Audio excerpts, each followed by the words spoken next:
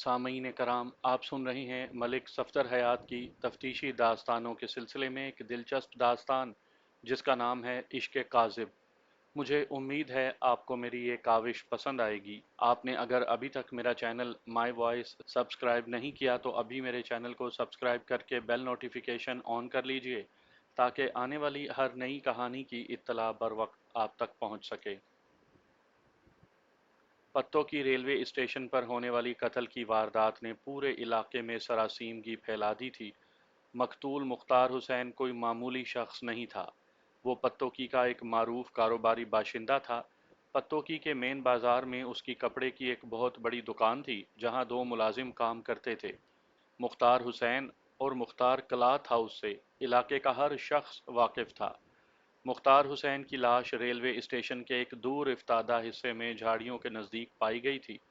ادھر بتی گودام سے آگے خاردار خودرو جھاڑیوں کا ایک طویل سلسلہ تھا جہاں دن کے وقت بھی ویرانی ہی رہتی تھی اور رات میں تو بالکل ہی سناٹا چھا جاتا تھا۔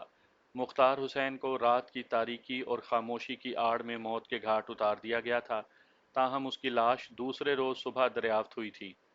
مجھے اچھی طرح یاد ہے، وہ اتوار کا دن تھا۔ میں حسب معمول تھانے پہنچا تو پتہ چلا شبینہ ڈیوٹی والا A S I do constables کے ساتھ ریلوے اسٹیشن کی طرف گیا ہے کیونکہ وہاں جھاڑیوں میں کسی لاش کی اطلاع ملی تھی۔ ان دنوں میں تھانے کے کوارٹر کے بجائے پتوں کی یعنی ضلع قصور ہی کے ایک علاقے شمس آباد میں رہائش پذیر تھا۔ میں روزانہ صبح 8 بجے تھانے پہنچ جاتا اور واپسی کا انحصار تھانے کی مصروفیات پر ہوتا تھا۔ کبھی کبھار تو واپس گھر پہنچتے پہنچتے رات کے 10 بھی بج جاتے تھے۔ میرے تھانے سے ریلوے اسٹیشن کا فاصلہ بہت زیادہ نہیں تھا، چنانچہ کچھ ہی دیر کے بعد میں جائے واردات پر پہنچ گیا۔ ذہین اور مستعد اے ایس آئی فلک شیر اس وقت تک جائے وقوع کا نقشہ تیار کر چکا تھا۔ میری آمد پر اس نے مجھے صورتحال سے آگاہ کیا۔ میں نے آگے بڑھ کر سب سے پہلے مقتول کی لاش کا جائزہ لیا۔ مقتول مختار حسین چونکہ علاقے کا خاصا نمایاں شخص تھا، اس لیے فوراً ہی اس کی شناخت ہو گئی۔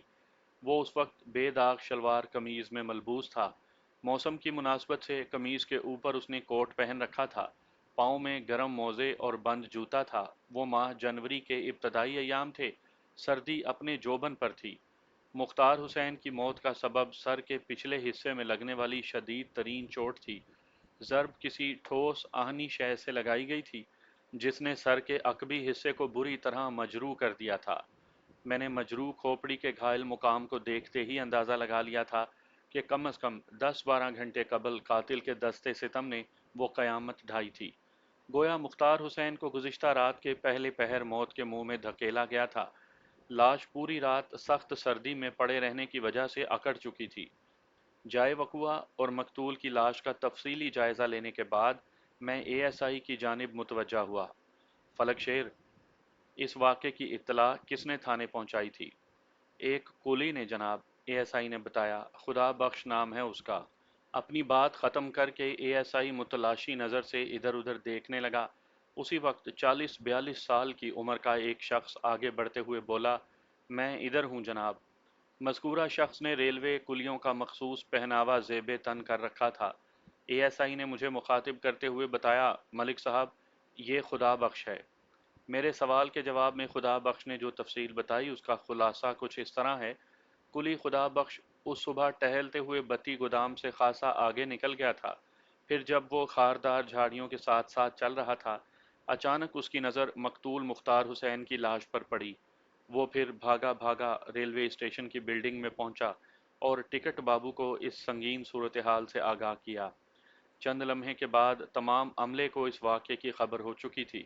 ٹکٹ بابو، بشیر احمد اور عملے کے بیشتر افراد مختار حسین کو جانتے تھے، اس لیے ریلوے ہی کے ایک ملازم کو مختار حسین کے گھر دوڑا دیا گیا اور کلی خدا بخش تھانے چلا آیا۔ تاہم مقتول کے گھر سے ابھی تک کوئی وہاں نہیں پہنچا تھا۔ میں نے خدا بخش سے پوچھا کہ تم کتنے بجے ان جھاڑیوں کی طرف آئے تھے؟ میرا مطلب ہے تم نے لاش کو کب دیکھا؟ میرا خیال ہے کہ اس وقت صبح کے 7 بجے تھے، خدا بخش نے جواب دیا۔ کیا تم لاش کو دیکھتے ہی پہچان گئے تھے؟ جی ہاں، میں رانا صاحب کو اچھی طرح سے جانتا ہوں۔ کون رانا صاحب؟ وہ گڑبڑا گیا۔ یہی جناب جن کی لاش یہاں پڑی ہے۔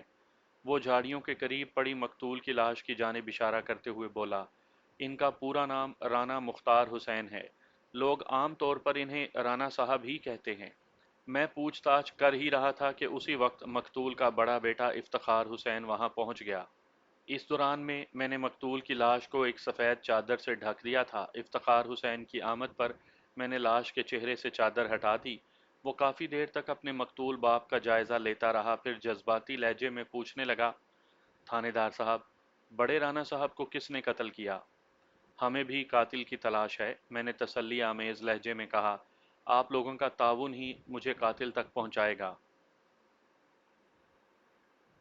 लेकिन ये सब कैसे हुआ?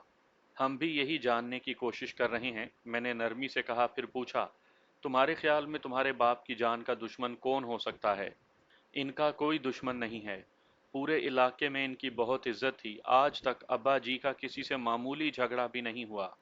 मैंने कहा, बहरहाल ये किसी दोस्त का काम तो नहीं लगता। वो सोच में डूब गया। मैंने उसके शाने को थपथपाते हुए तशफ़ी आमेज लहजे में कहा, बरखुरदार, मैं अभी तुमसे तफसीली बात करता हूँ, पहले ज़रा मौके की ज़रूरी कार्रवाई निपटा लूँ। वो मुंह से कुछ नहीं बोला। मैंने सबसे पहले मकतूल की मुकम्मल जामे तलाशी ली। कोट की जेबों में से आम इस्तेमाल, मसलन वहाँ रुमाल, कंघी और खुशबू की शीशी के अलावा 200 रुपए की रकम बरामद हुई। कमीज के सामने वाली जेब में से रेलवे का एक टिकट भी मिला था, जो पत्तोकी से लाहौर तक का था। टिकट पर गुज़िश्ता रोज़ की तारीख थी। इसके अलावा चंद ऐसे कागजात थे जिनकी नोयत सरासर कारोबारी थी। मकतूल की उम्र का अंदाज़ा मैंने लगभग 45 साल कायम किया था। अज़ां बाद मुझे मालूम हुआ कि इफ्तिखार हुसैन के अलावा उसकी दो लड़कियां थीं, 15 साला सलमा और 8 साल की नाहीद। मकतूल की बीवी का नाम राबिया बेगम था, जो मकतूल से उम्र में सिर्फ 5 साल छोटी थी। इफ्तिखार हुसैन की उम्र 20 और 21 के दरमियान थी। उसकी सेहत काबिल रश्क थी, ताहम वो बोलचाल से सीधा सादा शख्स दिखाई देता था। मैंने वक़ुआ की निहायत ही ज़रूरी कार्रवाई निपटाने के बाद मकतूल मुख्तार हुसैन की लाश को पोस्टमार्टम के लिए ज़िलई हस्पताल भिजवा दिया। ताहम इस मौके पर इफ्तिखार हुसैन ने कमज़ोर सा एहतजाज भी किया, मगर मैंने उसे समझाया कि यह बहुत ज़रूरी है। तुम मुझे कानून के तकाजे पूरे करने से नहीं रोक सकते, और ये सब तुम लोगों की भलाई के लिए है, क्योंकि मैं जल्द अज जल्द तुम्हारे बाप के कातिल तक पहुंचना चाहता हूं। मैंने अपने अहम काम सर अंजाम देने के बाद इफ्तिखार हुसैन से कहा, मैं तुमसे और तुम्हारी वालदा से तफसीली मुलाकात करना चाहता हूं, लेकिन उसके लिए ये जगह मुनासिब नहीं। वो बोला, आप मेरे साथ हमारे घर चलें। मैंने कहा, यही मुनासिब रहेगा। तुम्हारा घर किस तरफ है? उसने बताया कि यहाँ से ज़्यादा दूर नहीं। ठीक है, अभी चलते हैं। इससे पहले मैं ज़रा रेलवे के टिकट बाबू से चंद सवालात कर लूँ। फिर हम दोनों चलते हुए स्टेशन मास्टर के कमरे तक आ गए। स्टेशन मास्टर अपनी सीट पर नहीं था, ताहम उसके असिस्टेंट ने मेरी फरमाइश पर टिकट बाबू बशीर अहमद को वहीं बुलवा लिया। बशीर अहमद आम सी सूरत वाला एक दुबला पतला शख्स था। मैंने उससे इस्तफसार किया, बशीर अहमद, तुम्हारी ड्यूटी कब से कब तक होती है? सुबह 7 से रात 7 बजे तक जनाब। कुली खुदा बख्श की ज़बानी मुझे मालूम हुआ था कि लाश की दरियाफ्त के बाद उसने सबसे पहले बशीर अहमद को इस बारे में बताया था, और उसने लाश को लगभग सुबह 7 बजे देखा था।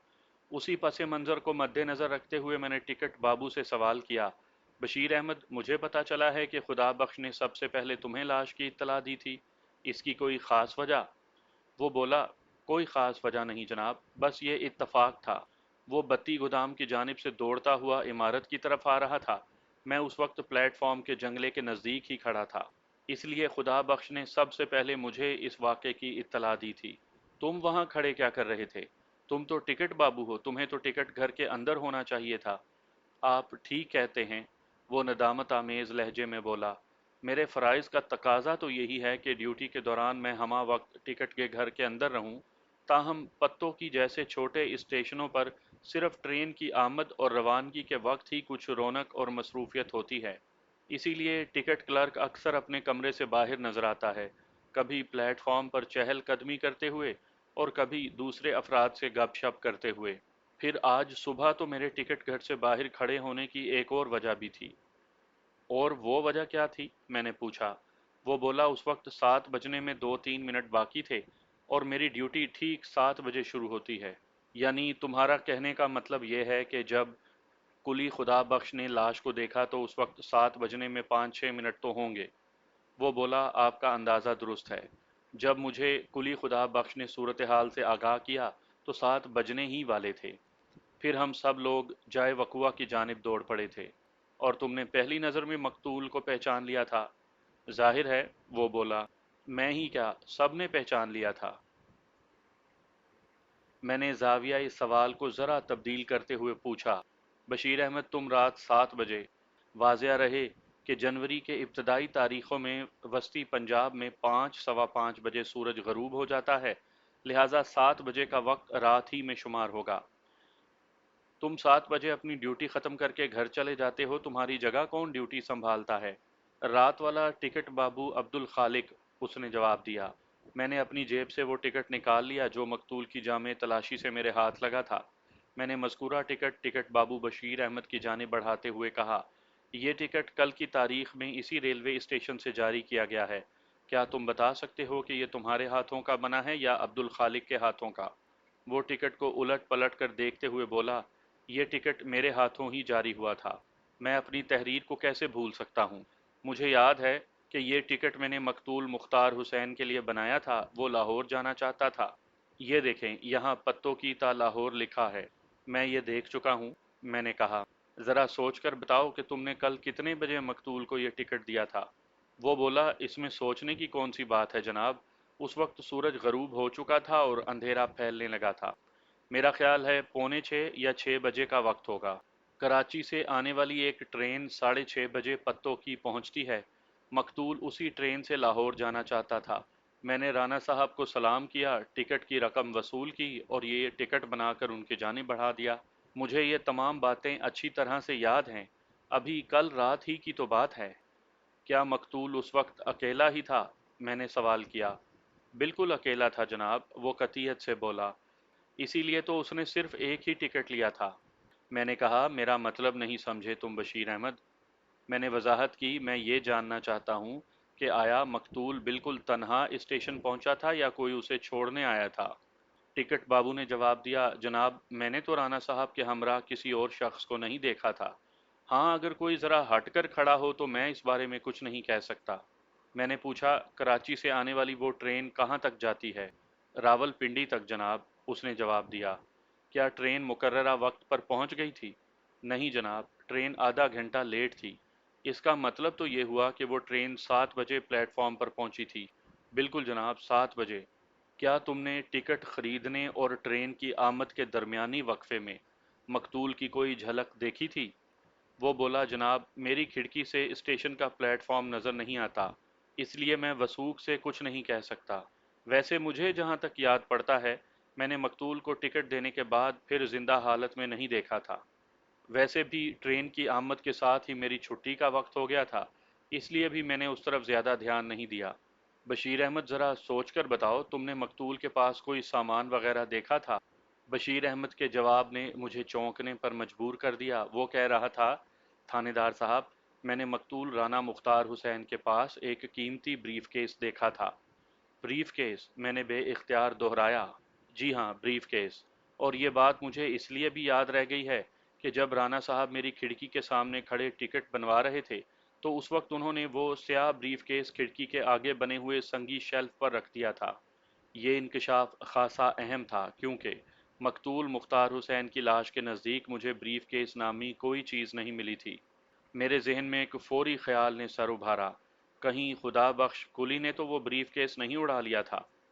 خدا بخش شکل و صورت سے جرائم پیشہ دکھائی نہیں دیتا تھا، تاہم قتل کی اس سنگین واردات میں اسے یکسر نظر انداز نہیں کر سکتا تھا۔ میں جب اسٹیشن ماسٹر کے کمرے میں آیا تھا تو افتخار حسین کو میں نے باہر ہی رکنے کی ہدایت کی تھی۔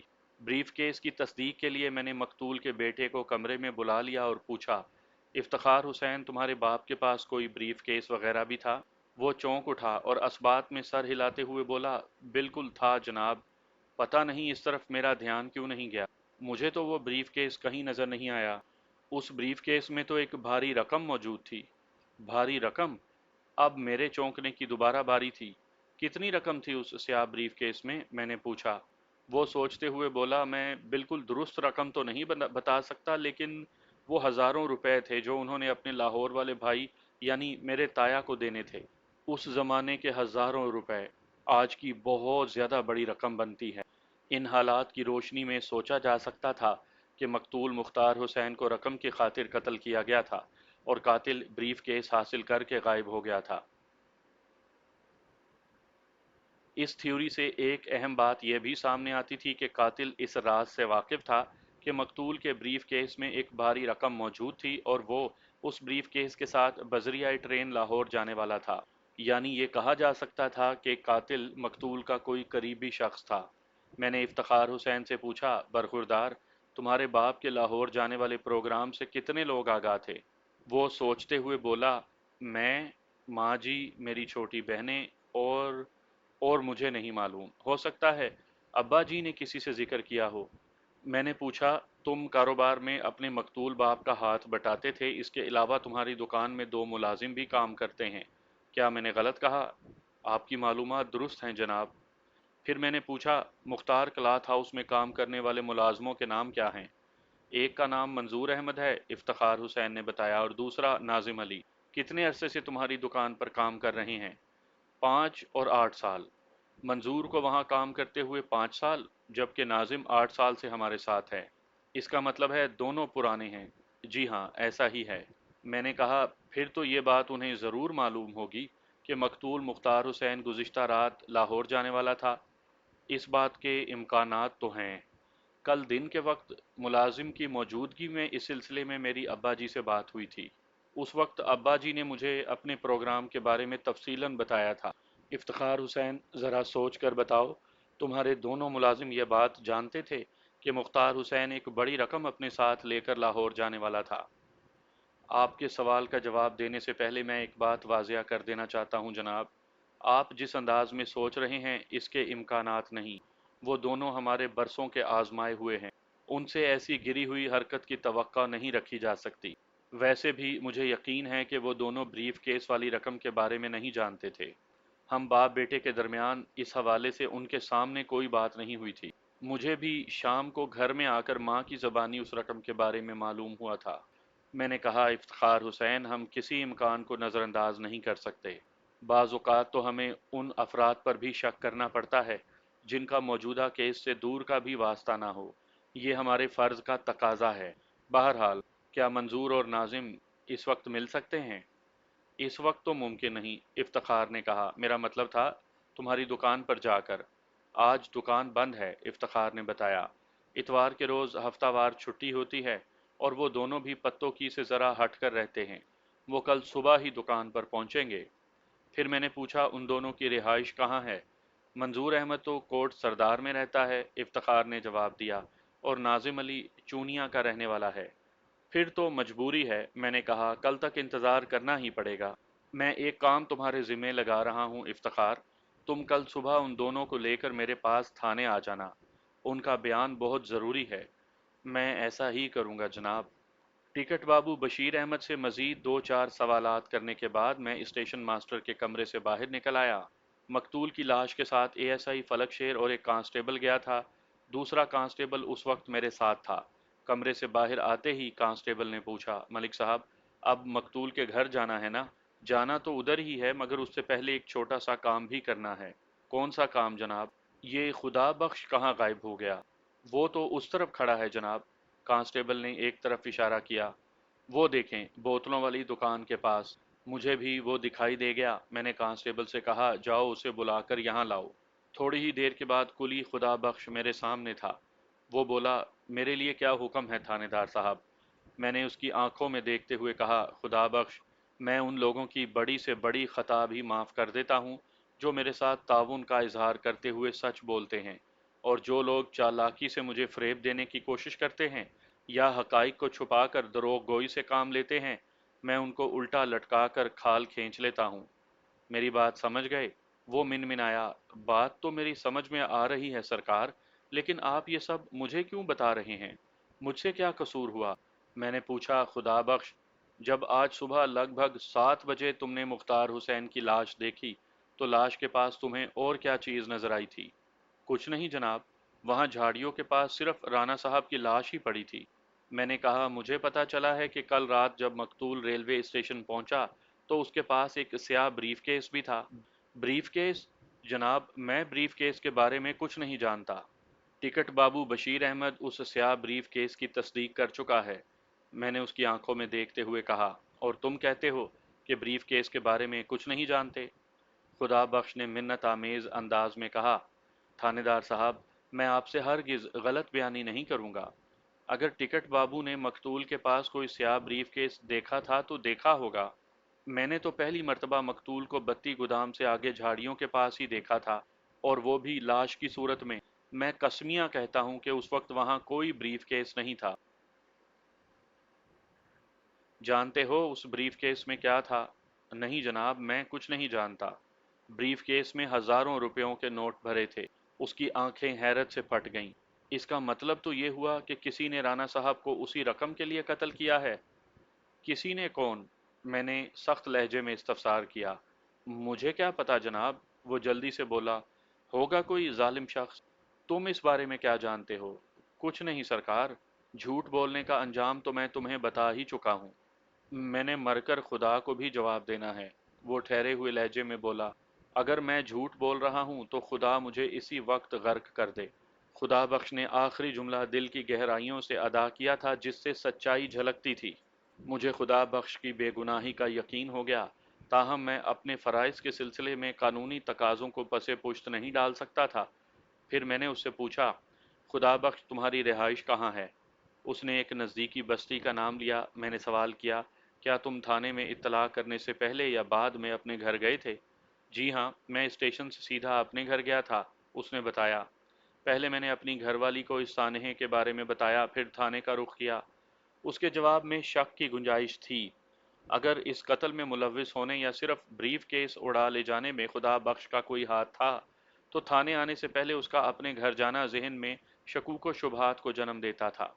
قوی امکانات اسی بات کے تھے کہ مختار حسین کو رقم کی خاطر موت کے گھاٹ اتارا گیا تھا اور قاتل خدا بخش نہیں تھا۔ تاہم میں نے اپنی تسلی کی خاطر خدا بخش کے گھر کی تلاشی ضروری سمجھی اور اسے مخاطب کرتے ہوئے کہا، تم ابھی اور اسی وقت ہمارے ساتھ اپنے گھر چلو گے۔ اس کا مطلب ہے کہ آپ کو میری بات کا یقین نہیں آیا۔ میں نے کہا، بات یقین آنے یا نہ آنے کی نہیں، ہمارا اپنا ایک طریقہ کار ہے۔ پولیس کی تفتیشی گاڑی شک کے پیٹرول سے ہی چلتی ہے۔ ست بسم اللہ جی، وہ سادہ لہجے میں بولا، آپ بڑے شوق سے میرے گھر کی تلاشی لیں۔ خدا بخش کا گھر جس بستی میں تھا وہ مقتول کے گھر کے راستے میں پڑتی تھی۔ ہم پیدل اسٹیشن سے روانہ ہو گئے۔ کچھ ہی دیر کے بعد ہم چاروں، یعنی میں، کانسٹیبل افتخار حسین اور خدا بخش کے جھونپڑے نما گھر کے سامنے تھے۔ اس جھونپڑے میں بھوک، افلاس اور محبت نے ڈیرے ڈال رکھے تھے۔ جی ہاں، خدا بخش اپنی بیوی کے ساتھ وہاں محبت بھری زندگی گزار رہا تھا۔ اس گھر کی ہر شے سے اسرت ٹپکتی تھی، تاہم اس بڈھے بڈھی کی محبت مثالی تھی۔ وہ اولاد جیسی نعمت سے محروم اپنے شب و روز باہمی الفت اور رفاقت کے سہارے بسر کر رہے تھے۔ میں نے کانسٹیبل کی مدد سے صرف 5 منٹ کے اندر اس جھونپڑے کی مکمل تلاشی لی۔ قیمتی سیاہ بریف کیس کی وہاں موجودگی کے آثار نہیں ملے تھے، اس بات کا مجھے پہلے ہی اندازہ تھا، تاہم یہ قانونی کارروائی بھی ضروری تھی۔ اب تو آپ کی تسلی ہو گئی نا تھانے دار صاحب؟ خدا بخش نے پوچھا۔ میں نے کہا، یہ سچ ہے کہ ہمیں تمہارے گھر سے وہ بریف کیس نہیں ملا جو کل رات مقتول کے پاس دیکھا گیا تھا۔ اس سے میری بے گناہی تو ثابت ہو گئی نا؟ فی الحال ایسا کہا جا سکتا ہے، لیکن جب تک ہم مختار حسین کے قاتل تک نہیں پہنچ جاتے، اس وقت تک تم اس علاقے سے باہر نہیں جاؤ گے۔ میری بات سمجھ رہے ہو نا؟ چنگی طرح سمجھ رہا ہوں مائی باپ۔ ہم بڈھے نے اور بڈھی نے کہاں جانا ہے پتوں کی سے باہر؟ ساری عمر یہیں گزر گئی ہے، ہمارا تو کوئی ہے بھی نہیں جس کے پاس جائیں۔ ایک اور بات، کل کسی وقت تھانے آ کر اپنا بیان ضرور ریکارڈ کروا لینا۔ میں آج ہی شام کو حاضر ہو جاؤں گا سرکار۔ ہم اس کے گھر سے باہر نکل آئے۔ کچھ دیر بعد میں مقتول مختار حسین کے شاندار گھر کے ڈرائنگ روم میں بیٹھا تھا۔ مقتول کی بیوہ رابعہ بیگم اور صاحبزادے افتخار حسین سے آدھے گھنٹے کی گفتگو کے دوران میں مجھے جو معلومات حاصل ہوئیں، میں یہاں ان کا خلاصہ بیان کر دیتا ہوں۔ ایک بات کی وضاحت کرتا چلوں کہ آدھے گھنٹے کی اس گفتگو کے لیے مجھے 1 گھنٹہ انتظار کرنا پڑا۔ رانا مختار حسین کی ناگہانی موت نے پورے گھر کو ماتم کدہ بنا دیا تھا۔ رابعہ بیگم اور چھوٹی بچیوں کا برا حال تھا۔ میں نے بڑی مشکل سے رابعہ بیگم کو بات چیت کے لیے آمادہ کیا تھا۔ اس گھر اور گھر کے مکینوں پر جو قیامت ٹوٹی تھی، اس کی تباہ کاریوں کا ذکر موقوف کر کے میں ضروری اور اہم واقعات کی طرف آتا ہوں۔ رابعہ بیگم کی زبانی مجھے معلوم ہوا کہ اس کا جیٹھ یعنی مقتول کا بڑا بھائی رانا دلدار حسین لاہور کے مشہور علاقے کرشن نگر میں رہتا تھا۔ وہ بھی کپڑے ہی کا کاروبار کرتا تھا اور لاہور کی اعظم کلاتھ مارکیٹ میں دلدار کی تھوک کپڑے کی بہت بڑی دکان تھی۔ مقتول بھی اپنی دکان کے لیے سارا مال بھائی ہی سے خریدتا تھا اور ہر مہینے کے اختتام پر حساب کر لیا جاتا تھا۔ چند روز قبل دسمبر کے آخر میں معمول کا حساب ہو چکا تھا، لیکن جنوری کے ابتدائی دنوں میں مقتول کو بڑے بھائی کا یہ پیغام ملا کہ اسے ایک بڑی رقم کی فوری ضرورت ہے۔ مقتول کے پاس بھائی کی مطلوبہ رقم موجود تھی، چنانچہ وہ ہفتے کی شام بذریعہ ٹرین لاہور جانے کے لیے گھر سے نکل کھڑا ہوا۔ اس نے مذکورہ رقم سیاہ بریف کیس میں ڈالی اور پتوں کی کے ریلوے اسٹیشن پر پہنچ گیا۔ وہاں سے اسے وہ اندوناک حادثہ پیش آیا جس سے اس کی جان چلی گئی۔ رابعہ بیگم نے بتایا کہ مقتول کا پروگرام ایک دن لاہور میں گزارنے کا تھا۔ وہ اتوار کی شام واپس پتوں کی آ جاتا، مگر اسے پتوں کی سے جانا ہی نصیب نہ ہوا۔ میں نے سوال کیا، آپ نے ابھی تک رقم کے بارے میں کچھ نہیں بتایا؟ وہ ذہین عورت تھی، فوراً میرے سوال کا مقصد سمجھ گئی، بولی، بھائی دلدار نے 10,000 روپے منگوائے تھے۔ بریف کیس میں اتنی ہی رقم موجود تھی۔ 10,000 روپے، میں نے زیر لب دہرایا، یہ تو خاصی تگڑی رقم ہے بھائی۔ جی ہاں، رقم تو واقعی خاصی بڑی ہے، رابعہ بیگم نے کہا۔ دراصل مختار اپنے بڑے بھائی کی کوئی بات ٹالتا نہیں تھا، اور پھر اس کے پاس رقم بھی موجود تھی، اس لیے کم یا زیادہ کا کیا سوال؟ میں نے رابعہ بیگم سے پوچھا، خاتون اچھی طرح سوچ کر بتائیں کہ آپ کے مرحوم شوہر کی کسی سے کوئی دشمنی وغیرہ تو نہیں تھی؟ وہ سوچنے کے بعد بولی، کاروبار میں مسابقت، مخاصمت اور مقابلہ وغیرہ تو چلتا ہی رہتا ہے، لیکن عمومی طور پر مختار ایک صلح جو اور امن پسند شخص تھا۔ میرا نہیں خیال کہ اس کا کوئی ایسا دشمن ہوگا جو اس کی جان ہی لے لے۔ میں نے کہا، ایک بات کو ذہن میں رکھیں، مختار کی موت کا کوئی نہ کوئی تعلق اس سیاہ بریف کیس سے ضرور ہے جس میں 10,000 روپے کی رقم موجود تھی۔ اگر ایسا ہے تو پھر تو یہ کسی چور اچکے کا کام لگتا ہے۔ افتخار حسین نے خیال آرائی کی، اور وہ چور اچکا کوئی ایسا شخص ہوگا جسے یہ معلوم ہو کہ مقتول کے بریف کیس میں ایک بھاری رقم ہے۔ خدا جانے بیٹھے بٹھائے یہ کیا مصیبت آن پڑی۔ رابعہ بیگم نے دونوں ہاتھوں سے اپنا سر تھام لیا۔ مختار نے تو کسی کو بھی کبھی ذرا سا بھی نقصان نہیں پہنچایا تھا۔ میری تو کچھ سمجھ میں نہیں آ رہا، یہ سب کیا ہو گیا؟ میں نے ہمدردی میں کہا، رابعہ خاتون، آپ ان حالات میں اپنے ذہن پر زیادہ زور نہ ڈالیں۔ میں آپ کو یقین دلاتا ہوں کہ آپ کے شوہر کا قاتل بہت جلد قانون کی گرفت میں ہوگا۔ پھر میں نے اٹھتے ہوئے افتخار حسین کو کہا، برخوردار، میں نے تمہارے ذمے جو کام لگایا ہے اسے یاد رکھنا۔ میں آپ کی ہدایت کو یاد رکھوں گا جناب، آپ فکر نہ کریں۔ میں ان دونوں کو آپ کے پاس تھانے لے کر ضرور حاضر ہو جاؤں گا۔ میں کانسٹیبل کے ہمراہ مقبول کے گھر سے باہر نکل آیا۔ دوسرے روز دوپہر سے تھوڑا پہلے پوسٹ مارٹم کی ابتدائی رپورٹ آ گئی۔ اس رپورٹ کے مطابق ہفتے کی رات 6 اور 8 بجے کے درمیان مختار حسین کی موت واقع ہوئی تھی۔ موت کا سبب اس کے سر کے عقبی حصے میں لگنے والی وہ شدید ترین چوٹ تھی جس نے کھوپڑی کا پچھلا حصہ چٹخا دیا تھا۔ مبینہ طور پر وہ چوٹ کسی ٹھوس آہنی چیز سے لگائی گئی تھی۔ رپورٹ میں اس بات کی جانب اشارہ کیا گیا تھا کہ مقتول کے سر کو اس کی بے خبری میں نشانہ بنایا گیا تھا اور حملہ آور کوئی پستہ قامت شخص تھا۔ دوپہر کے بعد افتخار حسین اپنے مقتول باپ کی لاش لینے کے لیے تھانے آیا تو اس کے ساتھ دکان کے دونوں ملازمین منظور اور ناظم بھی تھے۔ میں نے منظور اور ناظم کو ایک جانب بٹھا دیا اور خود ضروری کارروائی میں مصروف ہو گیا۔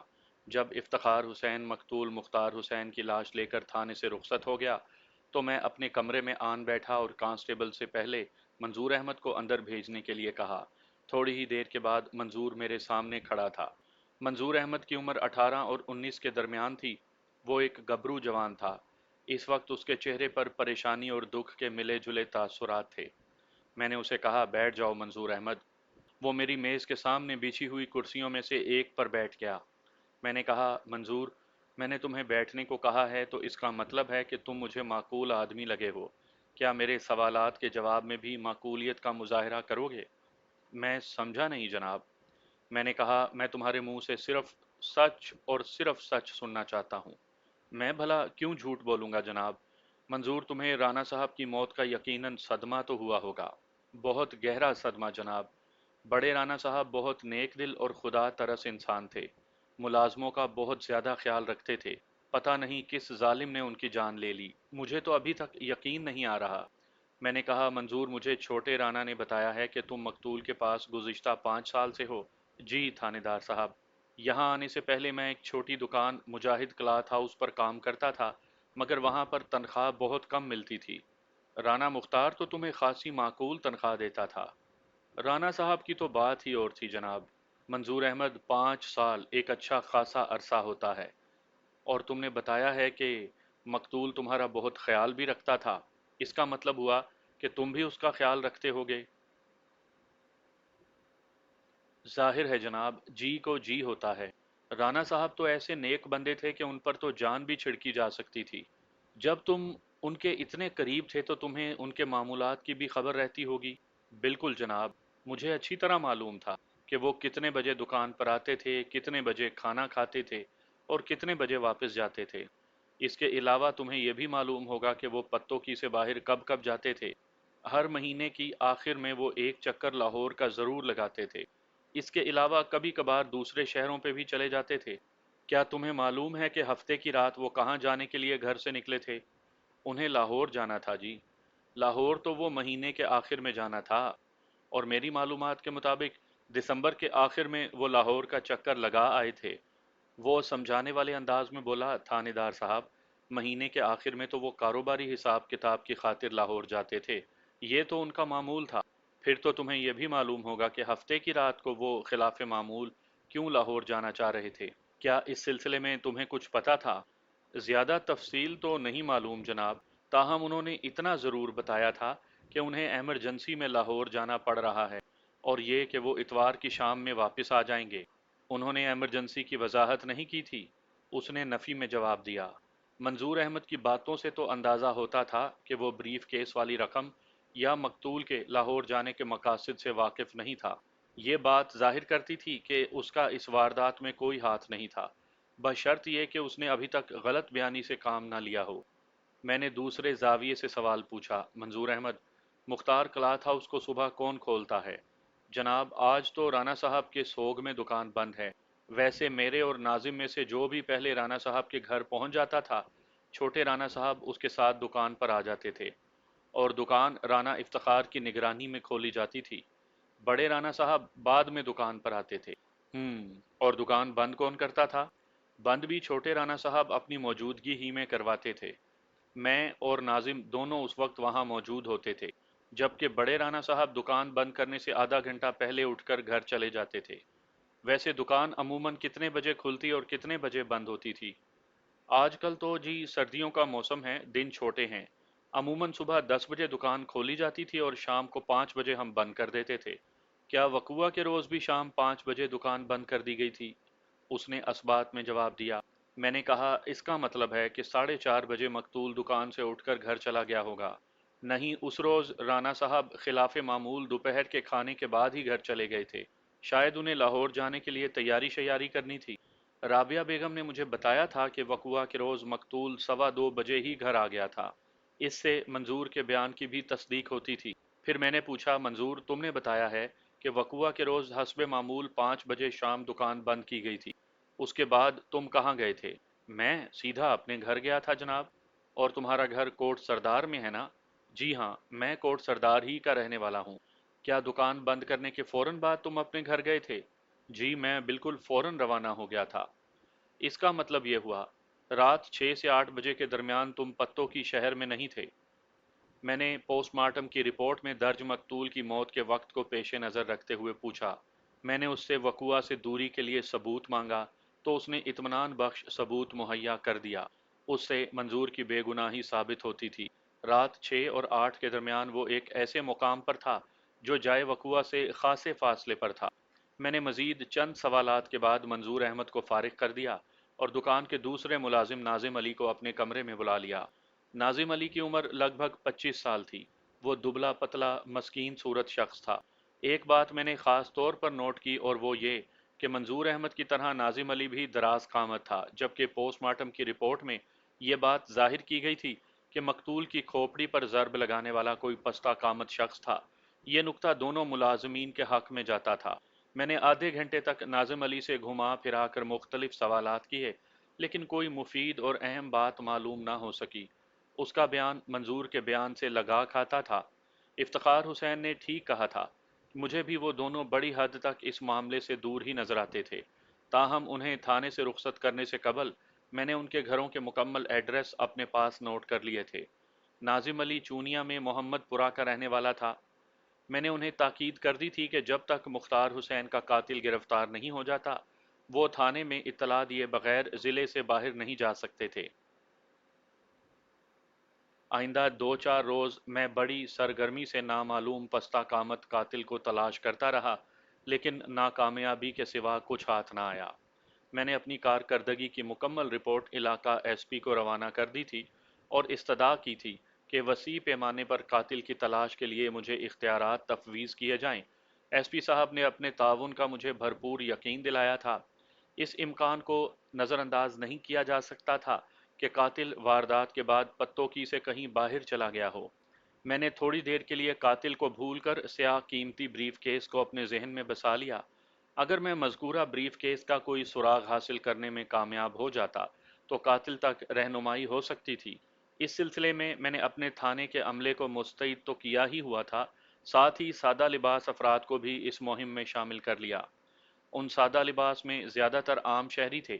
میں نے 2-2 3-3 افراد پر مشتمل ٹولیوں کو آس پاس کے علاقوں میں پھیلا دیا تھا۔ اس کے علاوہ چونیا، بلو کی، بھوئے آسل، چھانگا مانگا، کوٹ رادھا کشن اور پریم نگر کے متعلقہ تھانوں کو بھی تعاون کے لیے آمادہ کر لیا۔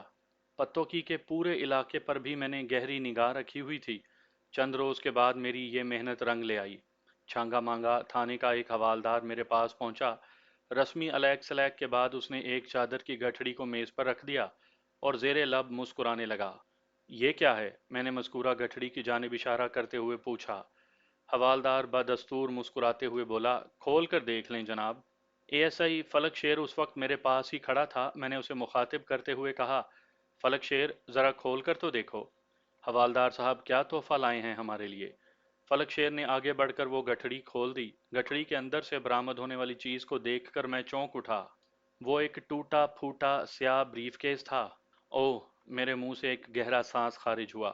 میں نے سوال کیا، یہ تمہیں کہاں سے ملا حوالدار؟ یہ چھانگا مانگا کی جنگلات کی سوغات ہے جناب، حوالدار نے ذو معنی لہجے میں بتایا۔ میں سمجھا نہیں۔ وہ بولا، آپ کو اسی کالے بریف کیس کی تلاش تھی نا؟ تمہارے سوال کا حتمی جواب تو میں تھوڑی دیر کے بعد دوں گا، میں نے کہا۔ پھر فلک شیر کو مخاطب کیا، فلک شیر، مقتول کے بیٹے افتخار حسین کو تھانے بلانے کا فوری بندوبست کرو۔ میرا مطلب سمجھ گئے؟ جی بالکل سمجھ گیا، اے ایس آئی اسبات میں سر ہلاتے ہوئے بولا۔ اس کچومر بریف کیس کی شناخت افتخار کے سوا اور کوئی نہیں کر سکتا۔ اے ایس آئی کے جانے کے بعد میں نے چھانگا مانگا کے تھانے سے آنے والے حوالدار سے پوچھا، حوالدار تھوڑی دیر کے بعد اس بات کا فیصلہ ہو جائے گا کہ یہ بریف کیس مقتول کا ہی ہے یا کوئی اور ہے۔ جب تک تم مجھے اس بریف کیس کے بارے میں بتاؤ، یہ تمہیں کہاں سے ملا؟ اس میں سے کچھ برآمد ہوا؟ اور یہ کہ اس کی حالت کس نے کی؟ مجھے افسوس ہے ملک صاحب، میں آپ کا صرف ایک ہی سوال کا جواب دے سکتا ہوں، یعنی یہ کہ بریف کیس ہمیں راستے میں پڑا ہوا ملا ہے جو گھنے جنگلات کے اندر تک جاتا ہے۔ ہم نہیں جانتے کہ اسے توڑنے پھوڑنے میں کس کا ہاتھ ہے اور یہ کہ اس میں کیا کچھ تھا۔ یہ ہمیں بالکل اسی شکستہ حالت میں ملا ہے۔ اسی وقت افتخار حسین اے ایس آئی کے ساتھ میرے کمرے میں داخل ہوا۔ اے ایس آئی نے فوراً وضاحت آمیز لہجے میں کہا، ملک صاحب، افتخار مجھے تھانے سے باہر ہی مل گیا تھا، یہ اسی طرف آ رہا تھا۔ چلیں یہ بھی اچھا ہوا، میں نے کہا۔ پھر میز پر پڑے ہوئے مجروح بریف کیس کی جانب اشارہ کرتے ہوئے افتخار حسین سے پوچھا، ذرا اس کو تو پہچاننے کی کوشش کرو برخوردار۔ اسے تو میں نے پہلی نظر میں ہی پہچان لیا ہے جناب، یہ میرے ابا جی کا بریف کیس ہی ہے جس میں 10,000 روپے بھی تھے۔ یہ دیکھیں، پکی نشانی۔ اس نے بریف کیس کے ہینڈل کی طرف اشارہ کیا۔ میں نے اشارے کے تعاقب میں نظر دوڑائی۔ بریف کیس کے ہینڈل کے ساتھ ہی انگریزی حروف RMH واضح طور پر لکھے دکھائی دیے، جو رانا مختار حسین کا مخفف ہی ہو سکتے تھے۔ یہ بریف کیس آپ کو کہاں سے ملا؟ یہ چھانگا مانگا کے جنگلات سے برآمد ہوا ہے اور یہ حوالدار صاحب اسے یہاں لے کر آئے ہیں۔ اس کے ساتھ ہی میں نے اپنے سامنے بیٹھے حوالدار کی طرف اشارہ کیا۔ افتخار حسین نے حوالدار کو مخاطب کرتے ہوئے پوچھا، کیا قاتل گرفتار ہو گیا؟ حوالدار نے نفی میں گردن ہلا دی۔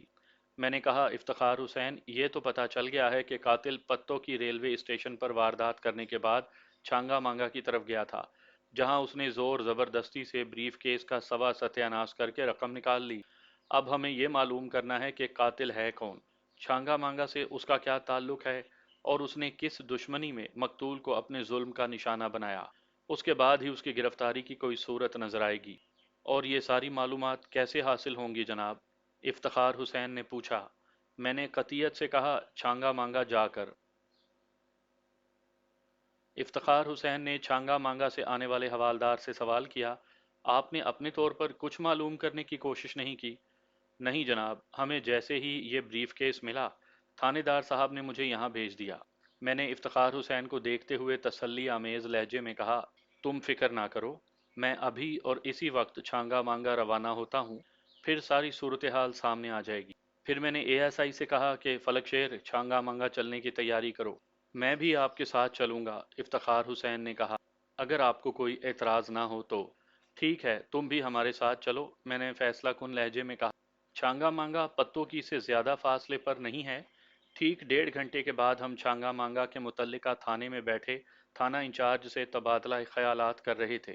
میری فرمائش پر تھانے دار نے اسی کانسٹیبل کو بھی بلا لیا جس نے وہ بریف کیس دریافت کیا تھا۔ میں نے مذکورہ کانسٹیبل سے پوچھا، جوان، کیا تمہیں یہ بریف کیس اسی ناگفتہ بے حالت میں ملا تھا؟ جی تھانے دار صاحب، اور یہ جنگل کی جانب والے راستے پر پڑا تھا۔ راستہ تو وہ گھنے جنگل ہی کی طرف جاتا ہے جناب، کانسٹیبل نے بتایا، مگر یہ بریف کیس راستے سے ایک طرف جھاڑیوں میں الجھا پڑا تھا، جیسے کسی نے زور سے گھما کر اس طرف پھینکا ہو۔ میں نے تھانہ انچارج سے پوچھا، جناب آپ کو کبھی اس راستے پر گھنے جنگل میں جانے کا اتفاق ہوا ہے؟ ملک صاحب، مجھے اس تھانے میں تعینات ہوئے ابھی 2 ماہ ہوئے ہیں، تھانہ انچارج نے جواب دیا۔ میں نے ابھی تک جنگل کے اندر جانے کی ضرورت محسوس نہیں کی۔ ویسے آپ نے یہ سوال کیوں پوچھا؟ دراصل میں یہ جاننا چاہتا ہوں کہ اس راستے پر چلتے ہوئے گھنے جنگل کے اندر کہاں تک جایا جا سکتا ہے۔ یہ بات تو یقینی ہے کہ جس شخص نے بریف کیس کا یہ حشر کیا ہے، وہ بریف کیس کو جھاڑیوں میں پھینک کر گھنے جنگل ہی کی طرف گیا ہوگا، یعنی نامعلوم قاتل جس کی ہمیں تلاش ہے۔ آپ کی بات میں وزن ہے ملک صاحب۔ خوشبخت، تم کبھی جنگل کے اندر گئے ہو؟ تھانہ انچارج نے ایک کانسٹیبل کی طرف متوجہ ہوتے ہوئے پوچھا۔ کئی بار گوندل صاحب، کانسٹیبل نے جواب دیا۔ ایک مرتبہ تو میں اپنی گھر والی کو بھی ساتھ لے گیا تھا۔ میں نے چونک کر کانسٹیبل کی جانب دیکھا۔ مجھے لاشعوری طور پر احساس تھا کہ اس جنگل کے حوالے سے کوئی خاص بات ضرور ہے۔ میں نے کانسٹیبل سے دریافت کیا، خوشبخت، تم اپنی گھر والی کو کیوں گھنے جنگل میں لے گئے تھے؟ اس کی کوئی خاص وجہ؟ خوشبخت نے جواب دینے سے پہلے اپنے تھانہ انچارج صدیق گوندل کی طرف دیکھا، پھر ہچکچاتے ہوئے بولا، وہ دراصل بات کچھ ایویں سی ہے، پر میرا پکا یقین ہو گیا ہے، جسے اب تک آزمایا نہیں تھا۔ میں بھی اسے فراڈ اور بکواس ہی سمجھتا تھا، لیکن یہ کیا بجارتیں ڈال رہے ہو خوشبخت؟ صدیق گوندل نے ڈانٹ آمیز لہجے میں کہا، کھل کر بات کیوں نہیں کرتے؟ آپ میرا مذاق تو نہیں اڑائیں گے نا جناب؟ کانسٹیبل نے باری باری ہم دونوں کو دیکھا۔ میں نے کہا، بالکل نہیں خوشبخت، اگر بات مذاق اڑانے والی نہیں ہوگی تو کیا ہمارا دماغ خراب ہے؟ تم سب کچھ تفصیل سے بتاؤ۔ خوشبخت نے کہنا شروع کیا، ادھر گھنے جنگل کے اندر ایک بہت پہنچا ہوا عامل کامل رہتا ہے، سب اسے سائیں جی کے نام سے جانتے ہیں۔ لوگوں کا خیال ہے کہ سائیں بڑا کرنی والا ہے، لوگ دور دور سے اس کے پاس حاجت روائی کے لیے آتے ہیں اور من کی مرادیں لے کر جاتے ہیں۔ سائیں نے بیچ جنگل کے ڈیرا بنا رکھا ہے جہاں وہ اپنے چند خدمتگاروں کے ساتھ عبادت و ریاضت میں مصروف رہتا ہے۔ سائیں سے منسوب کرامات اور اس کی صلاحیتوں کو پہلے میں بھی نہیں مانتا تھا، لیکن جب سائیں کے تعویذ سے میری گھر والی کی گود ہری ہو گئی تو مجھے اس کی بزرگی کاملیت پر یقین آ گیا۔ سائیں جی کے تعویذ نے 1 ماہ کے اندر ہی میری گھر والی کی مراد پوری کر دی۔ ہمارا بچہ اب پورے 1 سال کا ہے، جو ہماری شادی کے 10 سال بعد پیدا ہوا۔ خوشبخت کی بات ختم ہوئی تو میں نے سنجیدہ لہجے میں کہا، سچا حاجت روا اور من کی مرادیں پوری کرنے والا تو بس ایک ہی ہے، وہی خدا کی ذات، خالق کائنات اور مالک دو جہاں۔ بہرحال میں ابھی اور اسی وقت سائیں جی سے ملنا چاہوں گا۔ مجھے امید ہے کہ وہاں سے رانا مختار حسین کے قاتل کا کوئی نہ کوئی سراغ ضرور مل جائے گا۔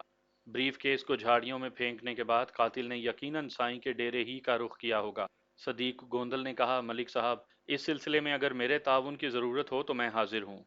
آپ کا فی الحال اتنا ہی تعاون درکار ہے کہ کانسٹیبل خوش بخت کو ہمارے ساتھ روانہ کر دیں۔ میں نے کہا، یہ پہلے بھی کئی مرتبہ سائیں کے ڈیرے تک جا چکا ہے۔ صدیق گوندل نے بخوشی خوش بخت کو ہمارے ساتھ جانے کی اجازت دے دی اور کہا، ملک صاحب، میں آپ کی کامیاب واپسی کا انتظار کروں گا۔ خدا آپ کی زبان مبارک کرے گوندل صاحب، میں نے تہہ دل سے کہا۔ ہم تقریباً آدھے گھنٹے تک جنگل کے ٹیڑھے میڑھے راستے پر سفر کرتے رہے۔ دوران سفر خوش بخت نے ہمیں وہ جھاڑی بھی دکھائی جہاں سے مقتول کا کٹا پھٹا بریف کیس ملا تھا۔ وہ مقام جنگل کے ابتدائی حصے ہی میں تھا۔ قصہ مختصر، آدھے پونے گھنٹے کی پرخار اور دشوار گزار مسافت طے کر کے ہم سائیں جی کے ڈیرے پر پہنچ گئے۔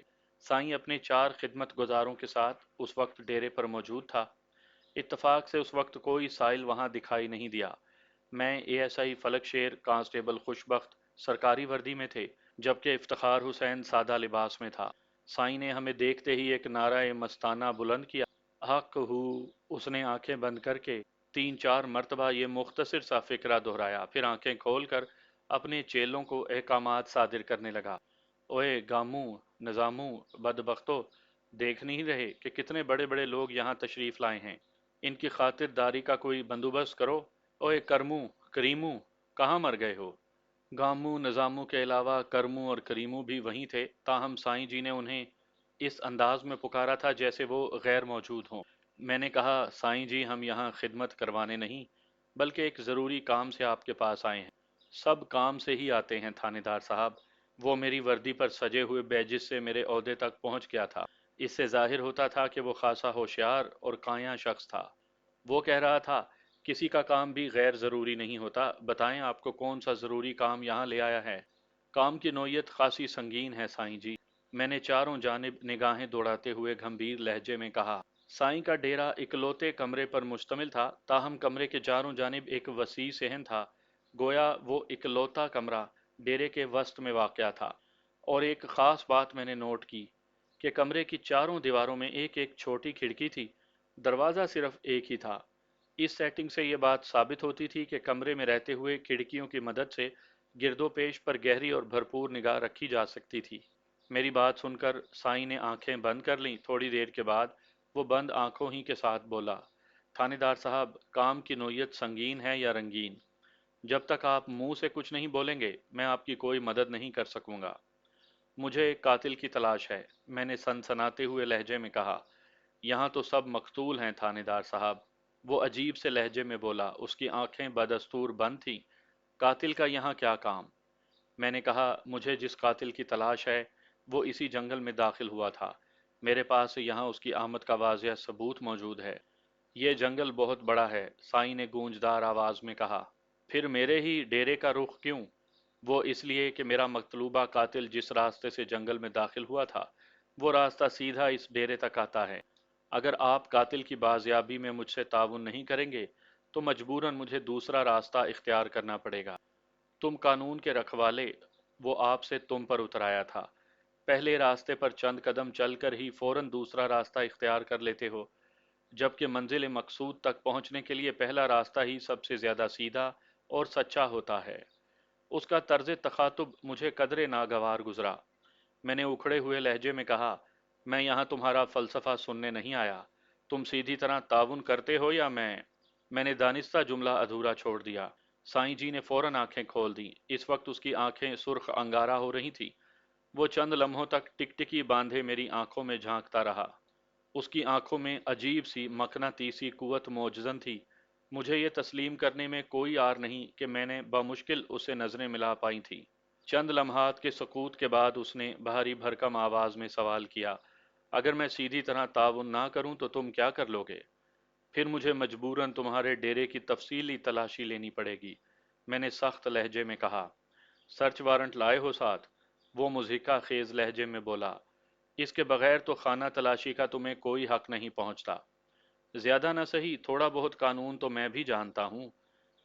جہاں تک میرا خیال ہے تمہارا تعلق چھانگا مانگا سے نہیں ہے، تم کسی دوسرے علاقے سے یہاں آئے ہو، کیوں؟ میں نے ٹھیک کہا نا؟ وہ نہ صرف ہوشیار اور کایاں تھا بلکہ عیار، چالاک، معاملہ فہم اور گھاگ بھی تھا۔ کسی اللہ والے کے یہ چلن نہیں ہوتے، البتہ عامل کامل پیر بابا، بولتا جادو سنیاسی بابا اور نام نہاد اور ماہر روحانیات اتنے ہی شارپ ہوتے ہیں۔ اس سے ایک بات تو واضح ہو گئی تھی کہ وہ سراسر ایک فراڈ یعنی ڈبہ پیر تھا۔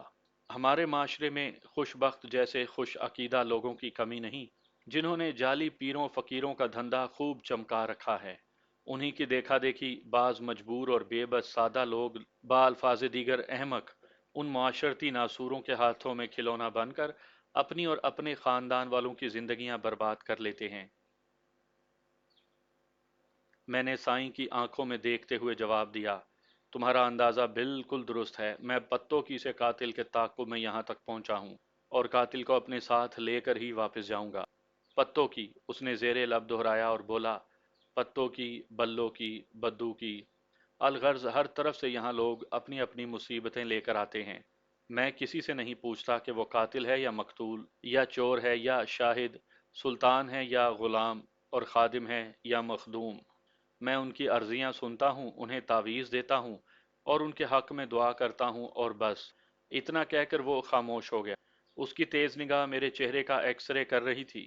تھوڑی دیر کے بعد وہ گویا ہوا، اگرچہ تمہارے پاس خانہ تلاشی کا قانونی اجازت نامہ نہیں ہے، لیکن اس کے باوجود بھی میں خود کو ایک امن پسند شہری ثابت کرتے ہوئے تمہارے ساتھ بھرپور تعاون کروں گا۔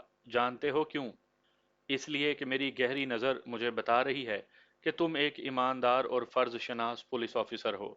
تم چاہو تو اسی وقت اس فقیر کی کٹیا کی تلاشی لے سکتے ہو۔ اپنی بات ختم کرتے ہی وہ اس چبوترے سے اٹھ کر کھڑا ہو گیا جو کمرے کے وسط میں زمین سے 2 فٹ بلندی پر بنا ہوا تھا۔ اس چبوترے کی لمبائی چوڑائی ایک جیسی تھی، یعنی وہ مربع کی شکل کا تھا، کم و بیش 5 فٹ لمبا چوڑا۔ چبوترے کی بالائی سطح خاصی نرم اور آرام دہ تھی، یقیناً وہاں کوئی نرم و گداز چیز بچھائی گئی تھی۔ آپ اس چبوترے کو سائیں جی کی گدی بھی کہہ سکتے ہیں۔ سائیں جس اعتماد سے اٹھ کر کھڑا ہوا تھا، اس نے مجھے خانہ تلاشی کی اجازت مرحمت فرمائی تھی۔ اس سے اندازہ ہوتا تھا کہ وہاں سے کچھ بھی برآمد میں نہیں کر سکوں گا، اور ہوا بھی یہی۔ آدھے گھنٹے کی عرق ریزی کے بعد وہاں سے کوئی قابل گرفت شے نہ مل سکی، اور نہ ہی ایسا کوئی سراغ ملا جس سے یہ ثابت کیا جا سکتا کہ کسی بھی قاتل نے چند روز قبل وہاں پناہ لی ہوگی۔ سائیں کا اکلوتا کمرہ کسی ہال کے سائز کا تھا۔ کمرے کے وسط میں سائیں کے نشست گاہ یعنی 5 بائی 5 فٹ کا وہ چبوترا تھا۔ چبوترے کے بعد چاروں طرف چٹائیاں بچھی تھیں اور کمرے کی دیواروں کے ساتھ ہر قسم کی اوٹ پٹانگ اشیاء کی بھرمار تھی۔ وہاں میں نے مختلف پنجروں میں جانوروں کو مقید پایا۔ ایک پنجرے میں صحت مند کالی بلی، ایک پنجرے میں الو، ایک پنجرے میں سیاہ مرغ، ایک پنجرے میں کبوتر کے بچے موجود تھے۔ ان پنجروں کے علاوہ پیتل اور تانبے کے چھوٹے بڑے کئی دیگچے بھی تھے۔ اسی قسم کا علم غلم بہت سا سامان وہاں موجود تھا۔ ہر طرف سے مایوس ہو کر میں نے کہا، سائیں جی، آپ کے اس تعاون کا بہت بہت شکریہ۔ وہ طنزیہ انداز میں زیر لب مسکراتے ہوئے بولا، یہ تو میرا فرض تھا۔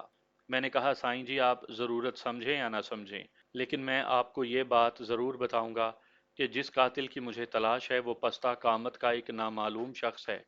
پتوں کی ریلوے اسٹیشن پر اس نے ایک معروف کاروباری آدمی مختار حسین کا قتل کیا ہے اور ایک تگڑی رقم والا بریف کیس لے کر رفو چکر ہو گیا ہے۔ آپ کے بیان کے مطابق میرا مطلوبہ شخص اس طرف نہیں آیا۔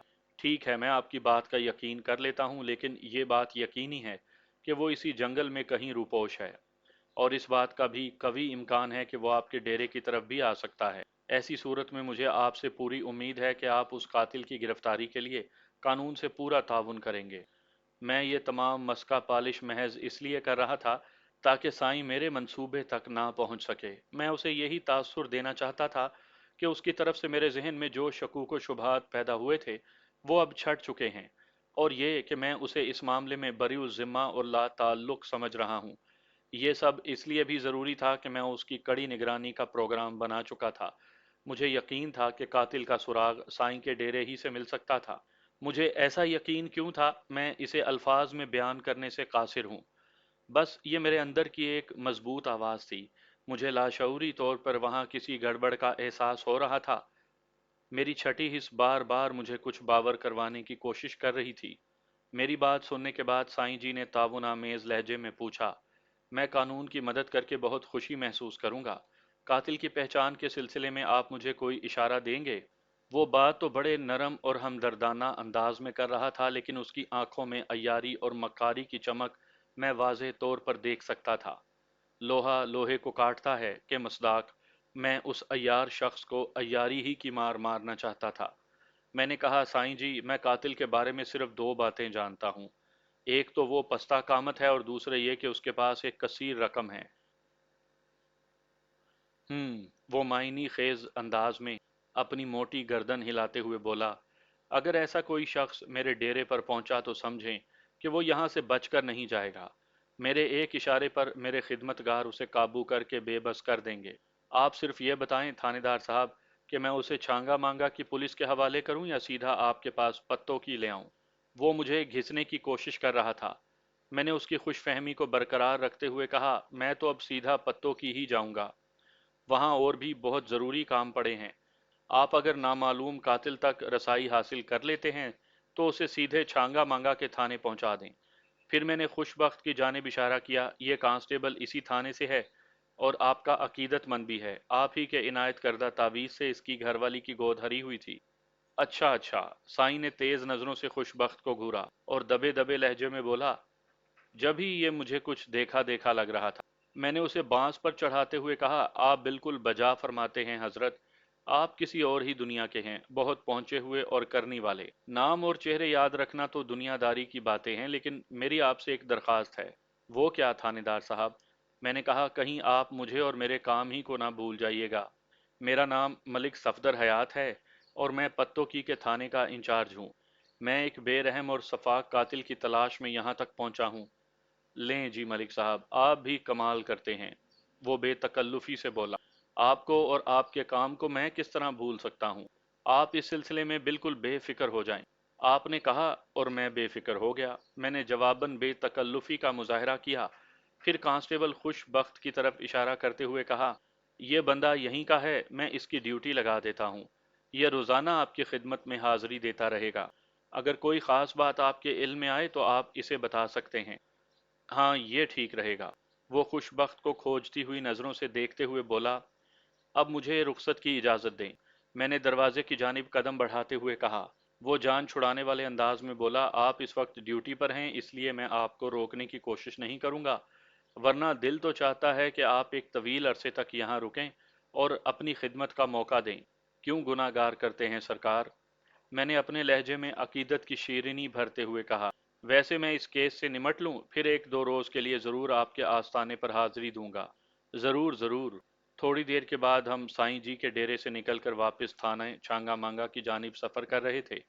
جب ہم تھانے پہنچے تو تھانہ انچارج صدیق گوندل کی بے قراری دیدنی تھی۔ اس نے چھوٹتے ہی سوال کیا، کیا رہا ملک صاحب؟ میں نے اس مختصر سے سوال کے جواب میں اسے پوری رودات سنا دی اور آخر میں اپنے خدشات کا اظہار بھی کر دیا۔ میری کتھا سننے کے بعد صدیق گوندل نے پوچھا، اب آپ کا کیا ارادہ ہے؟ مجھے آپ کے تعاون کی ضرورت ہے، میں نے کہا۔ کس قسم کا تعاون ملک صاحب؟ مجھے آپ کے تھانے کی کچھ نفری درکار ہے۔ یہ سب سرکار کے ملازم ہیں، صدیق گوندل نے کہا۔ تھانہ آپ کا ہو یا میرا، اس سے کوئی فرق نہیں پڑتا، آپ حکم کریں۔ میں نے کہا، میں اس سلسلے میں کل صبح ہی ایس پی علاقے سے بات بھی کر لوں گا تاکہ ہمیں ہر قسم کی آسانی حاصل رہے۔ ویسے آپ نے سوچا کیا ہے؟ صدیق گوندل نے پوچھا۔ میں نے کہا، میں سائیں جی کی مسلسل نگرانی کروانا چاہتا ہوں، خصوصاً رات کے وقت۔ مجھے پورا یقین ہے کہ وہ قاتل کے بارے میں ضرور کچھ جانتا ہے۔ اگر آپ کو یقین ہے تو پھر ضرور ایسا ہی ہوگا۔ میں نے آپ کی چھٹی حس کے بہت سے کارنامے سن رکھے ہیں، بس اس مرتبہ بھی کچھ ایسا ہی ہے، میں نے پرخیال لہجے میں کہا۔ سائیں کے رویے نے مجھے اس کی ذات کے حوالے سے گہرے شک میں ڈال دیا ہے۔ یہ بات تو ثابت ہو چکی ہے کہ قاتل اس جنگل میں داخل ہوا تھا اور وہ راستہ سیدھا سائیں کے ڈیرے تک جاتا ہے۔ چلیں، جو بھی ہوگا سامنے آ جائے گا۔ آپ مجھ سے جو کہیں گے میں کرنے کو تیار ہوں۔ میں نے کہا، فی الحال تو میں واپس پتوں کی جا رہا ہوں، کل پھر آؤں گا۔ جب تک آپ اپنے عملے میں سے کم از کم 8 نہایت ہوشیار اور لڑائی بھڑائی کے ماہر افراد کا انتخاب کر لیں، میں کل ہی اپنے منصوبے کی تفصیلات بتاؤں گا۔ وہ سوچتے ہوئے بولا، 8 تو نہیں لیکن 4 افراد کا بندوبست ہو جائے گا، یعنی آپ کی ضرورت اور طلب کے عین مطابق، چالاک اور ہوشیار، لڑائی بھڑائی کے ماہر۔ ٹھیک ہے، میں نے مطمئن انداز میں کہا، باقی 4 کا میں انتظام کر لوں گا۔ تمام معاملات طے کرنے کے بعد ہم چھانگا مانگا سے واپسی کے لیے روانہ ہو گئے۔ جب ہم پتوں کی پہنچے تو مغرب کی اذان ہو رہی تھی۔ دوسرے روز میں اپنے علاقے کے ایس پی صاحب سے جا کر ملا، انہیں صورتحال سے آگاہ کیا۔ پوری بات سننے کے بعد انہوں نے میرے موقف کی تائید کی اور ہر قسم کے تعاون کا یقین دلایا۔ میں مطمئن ہو کر چھانگا مانگا روانہ ہو گیا۔ اس مرتبہ میرے ساتھ اے ایس آئی کے بجائے 4 انتہائی چاق و چوبند کانسٹیبل تھے جو ہر طرح سے میرے آزمائے ہوئے تھے۔ اس بار ہم سب سادہ لباس میں تھانے سے روانہ ہوئے تھے۔ چھانگا مانگا کے تھانہ انچارج صدیق گوندل نے بڑی خوش دلی سے ہمارا استقبال کیا۔ رسمی علیک سلیک کے بعد میں نے کہا، گوندل صاحب، رات میں آپ کے بندے سائیں کے ڈیرے کی خفیہ نگرانی کریں گے اور دن میں میرے یہ جوان۔ پھر میں نے اسے نگرانی کے اغراض، مقاصد اور طریقہ کار سے آگاہ کیا۔ ٹھیک ہے ملک صاحب، وہ اس بات میں سر ہلاتے ہوئے بولا، آپ جیسا چاہتے ہیں ویسا ہی ہوگا۔ اور کوئی خاص بات اگر سامنے آئے گی تو فوراً مجھے اطلاع دی جائے گی۔ میں نے کہا، میرے آدمیوں کے ہاتھ پیغام بھیجا جا سکتا ہے، یہ اپنی ڈیوٹی ختم کر کے روزانہ شام کو واپس پتوں کی آئیں گے۔ صدیق گوندل نے میرے منصوبے کی تائید کی۔ میں نے کہا، ایک بات کا خاص طور پر خیال رکھنا ہوگا۔ وہ کیا؟ وہ یہ کہ کانسٹیبل خوش بخت کو روزانہ سائیں جی کے ڈیرے کا ایک چکر لگانا ہوگا۔ میں نے کہا، تاکہ اسے کسی قسم کا شک نہ ہو۔ ہاں، یہ بہت ضروری ہے، صدیق گوندل نے کہا۔ اس کے بعد ہم کافی دیر تک اسی منصوبے پر باہمی تبادلہ خیال کرتے رہے۔ پھر میں ہر طرف سے مطمئن ہو کر پتوں کی واپس لوٹ آیا۔ نگرانی کے چوتھے روز مجھے ایک غیر معمولی اطلاع ملی۔ سائیں جی کو آدھی رات کے بعد ایک درخت کے نیچے ایک عجیب و غریب عمل کرتے ہوئے دیکھا گیا تھا۔ اطلاع دینے والے کانسٹیبل نے مجھے جو تفصیل بتائی وہ کچھ یوں تھی۔ وہ پورے چاند کی رات تھی، لگ بھگ آدھی شب سائیں اپنے ڈیرے کے اکلوتے کمرے سے نکل کر ایک جانب چل پڑا۔ اس وقت اس کے جسم پر صرف ایک لنگوٹی تھی۔ اس سرد ترین رات میں وہ ایک گھنے درخت کے پاس پہنچ کر رک گیا۔ سائیں ڈیرے سے اپنے ساتھ ایک بڑے سائز کا تانبے کا دیگچا بھی لایا تھا۔ اس کے علاوہ کچھ چھوٹا موٹا سامان بھی اس کے پاس تھا۔ اس کے کندھے پر ایک تھیلا لٹک رہا تھا۔ سائیں نے مذکورہ دیگچا ایک جانب رکھا اور تھیلے میں سے ایک تصویر نکال کر کیل سے درخت کے تنے پر پیوست کر دی۔ پھر اس نے وہاں سے پہلے سے رکھی ہوئی اینٹوں کی مدد سے ایک چولہا ترتیب دیا اور تانبے کا دیگچا چولہے پر چڑھا دیا۔ نگرانی کرنے والے کانسٹیبل نے صاف دیکھا کہ مذکورہ دیگچے کا ڈھکن سیل بند کیا گیا تھا، جیسا کہ عموماً گندا ہوا آٹا لگا کر کیا جاتا ہے۔ نگرانی پر مامور کانسٹیبل بڑی احتیاط سے وہ کاروائی دیکھنے لگا۔ اتنے دنوں میں رات کے وقت سائیں پہلی مرتبہ اپنے کمرے سے باہر نکلا تھا۔ مذکورہ کانسٹیبل سائیں سے زیادہ فاصلے پر نہیں تھا، تاہم اس نے خود کو گھنے درختوں میں چھپا رکھا تھا کہ سائیں کو وہاں اس کی موجودگی کی خبر نہیں تھی۔ ویسے بھی سائیں کی اس جانب پیٹھ تھی۔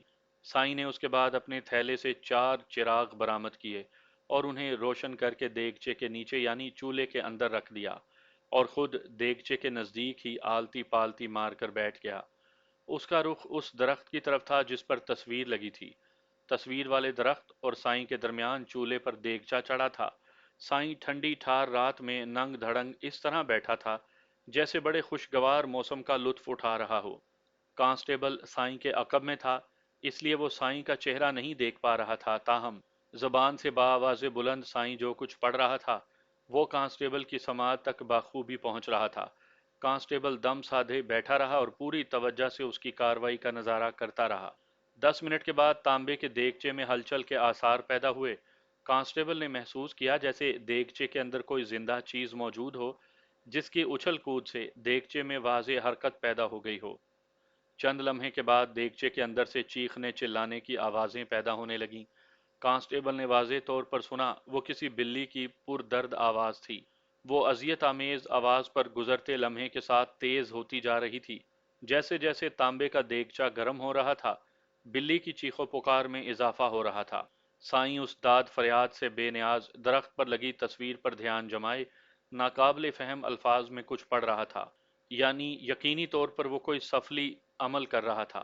بلی کی پرسوز فریاد میں ہیجانی کیفیت پائی جاتی تھی۔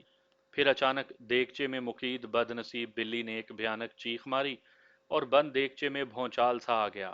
اسی وقت سائیں نے پڑھائی کا سلسلہ موقوف کر دیا اور دیگچے کو چولہے سے نیچے اتار لیا۔ इस मकसद के लिए उसने थैले के अंदर से एक कपड़ा निकाल कर इस्तेमाल किया था। उसके बाद कांस्टेबल ने एक हैरतनाक मंजर देखा। साईं ने थोड़ी सी कोशिश के बाद देगचे का ढक्कन खोल दिया था। देगचे में बंद बदबख्त बिल्ली किसी स्प्रिंग की मानिंद उछलकर देगचे से निकली और गुर्राती चिल्लाती हुई नजदीकी दरख्तों की जानिब भाग निकली। कांस्टेबल ने बगौर देखा, वो एक सितम रसीदा काली बिल्ली थी।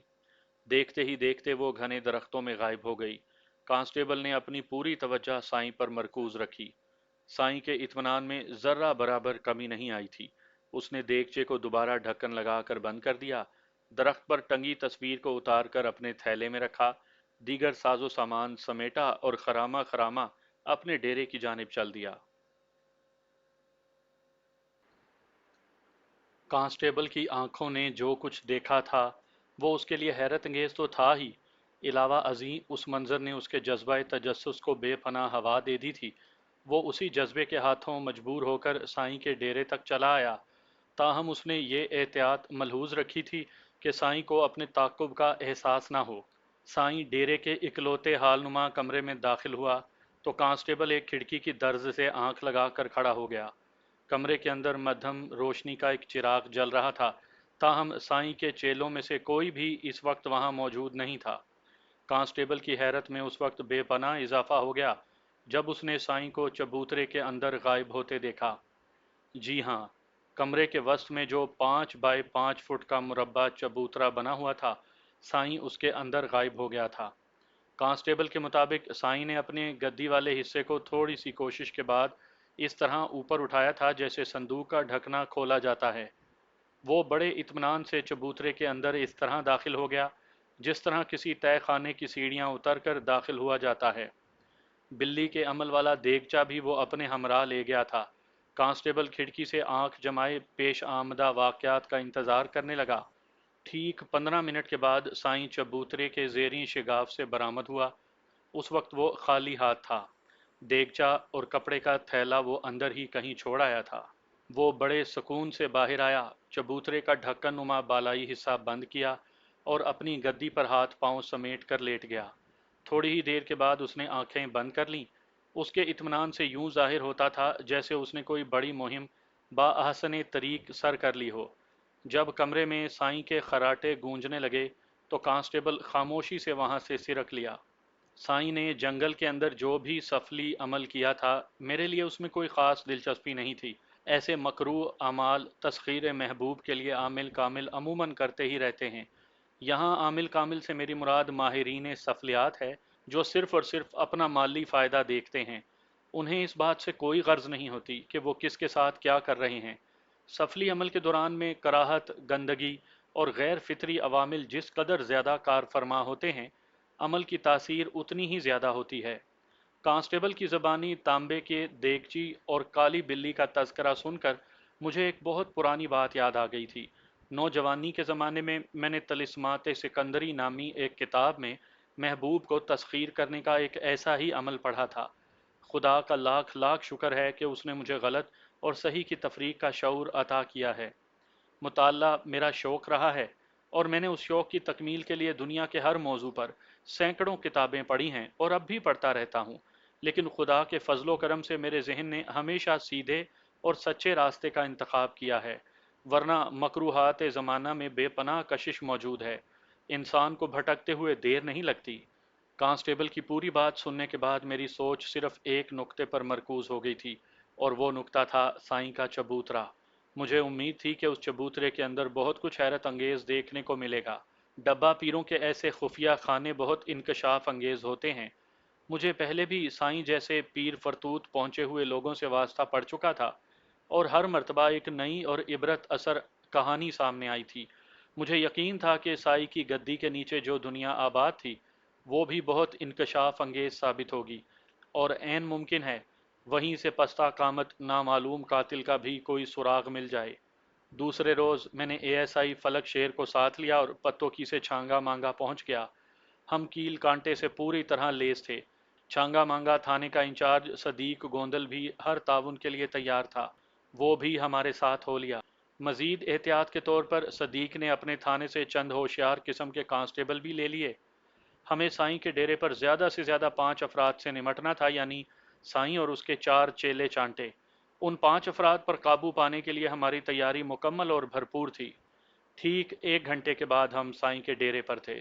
اس وقت وہاں صرف 2 چیلے موجود تھے، البتہ 3 4 سائل ہمیں نظر آئے۔ وہ اپنے چہروں ہی سے عقل سے پیدل اور توہم پرست دکھائی دیتے تھے۔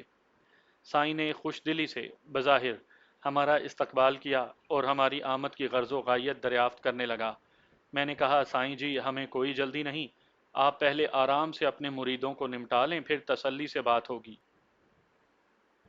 میں نے لفظ تسلی کی ادائیگی خاصے معنی خیز انداز میں کی تھی۔ سائیں ایک شاطر شخص تھا، فوراً بات کی تہہ میں پہنچ گیا۔ جلدی سے بولا، ٹھیک ہے، آپ ادھر تشریف رکھیں۔ اس نے ایک جانب بچھی چٹائی کی طرف اشارہ کیا۔ ہم سب نے سائیں کے ارشاد کے مطابق کمرے کے ایک کونے میں تشریف رکھ دی اور گہری نظروں سے چبوترے پر براجمان سائیں کا جائزہ لینے لگا۔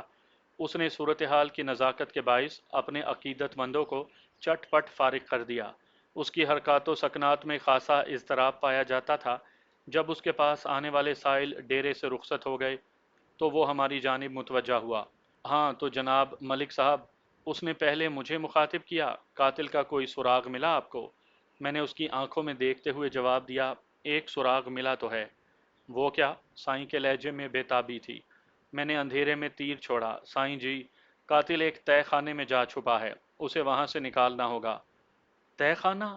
سائیں نے بے اختیار دہرایا اور چبوترے پر بڑی صورت سے پہلو بدلنے لگا۔ آپ کس تہہ خانے کا ذکر کر رہے ہیں؟ میں نے کہا، سائیں جی، آپ تو بہت کرنی والے ہیں، بھلا آپ سے کوئی بات کب تک چھپی رہ سکتی ہے؟ آپ تو سب کچھ جانتے ہیں، کون سا تہہ خانہ آپ کی دوربین نگاہ سے پوشیدہ ہے؟ وہ میرے لہجے کے طنز کو نظر انداز کرتے ہوئے بولا، ملک صاحب، پتہ نہیں آپ کس قسم کی باتیں کر رہے ہیں۔ آپ کا مطلوبہ قاتل کون سے تہہ خانے میں چھپا بیٹھا، مجھے کیسے معلوم ہے؟ میں نے کہا، میں اس تہہ خانے کا ذکر کر رہا ہوں جہاں تانبے کا ایک بہت بڑا دیگچہ بھی پایا جاتا ہے۔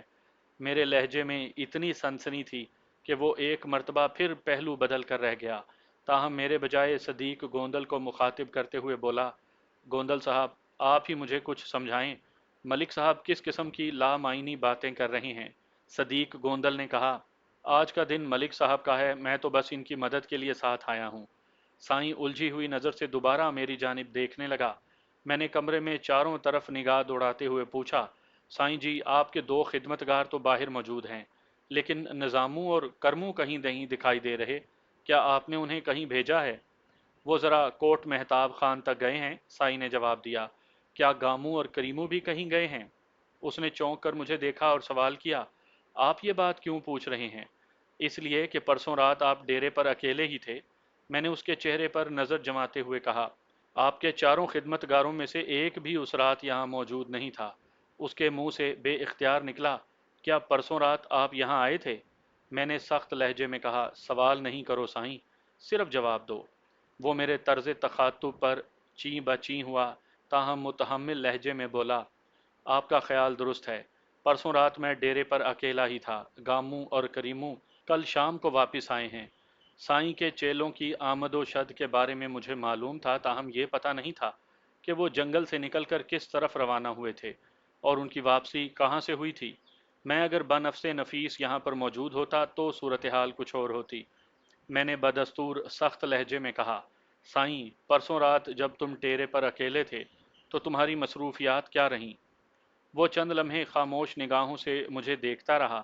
اس کے چہرے کے تاثرات سے میں نے اندازہ لگایا کہ وہ کسی تذبذب کا شکار تھا۔ وہ فیصلہ نہیں کر پا رہا تھا کہ وہ سچ بولے یا دروغ گوئی کا سہارا لے۔ خیر، اتنا تو اسے احساس ہو گیا تھا کہ میں خاصے مضبوط قدموں سے اس کی جانب پیش قدمی کر رہا ہوں۔ اپنی فطرت کے مطابق اس نے جھوٹ کا سہارا لیا اور بولا، رات میں انسان کی مصروفیات کیا ہو سکتی ہیں بھلا؟ میں پوری رات چین کی نیند سوتا رہا۔ میں نے غصیلی نظروں سے اسے گھورا، سائیں، تم جھوٹ بول کر اپنی مصیبتوں میں گراں قدر اضافہ کر رہے ہو۔ مجھے جھوٹ بولنے کی کیا ضرورت ہے؟ وہ ڈھٹائی سے بولا۔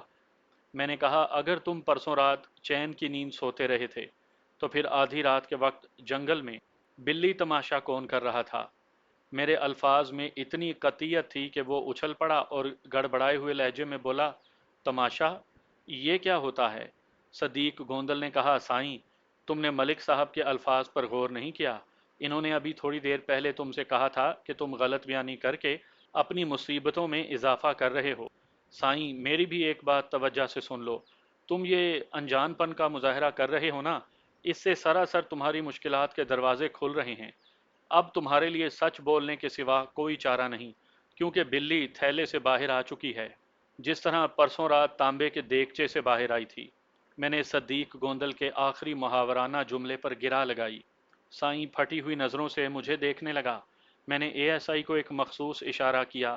وہ دو کانسٹیبل کے ساتھ حال نما کمرے سے باہر نکل گیا۔ میں سائیں کی جانب متوجہ ہوتے ہوئے خالص تھانے دارانہ لہجے میں بولا، تم پرسوں رات جنگل میں کیا کر رہے تھے؟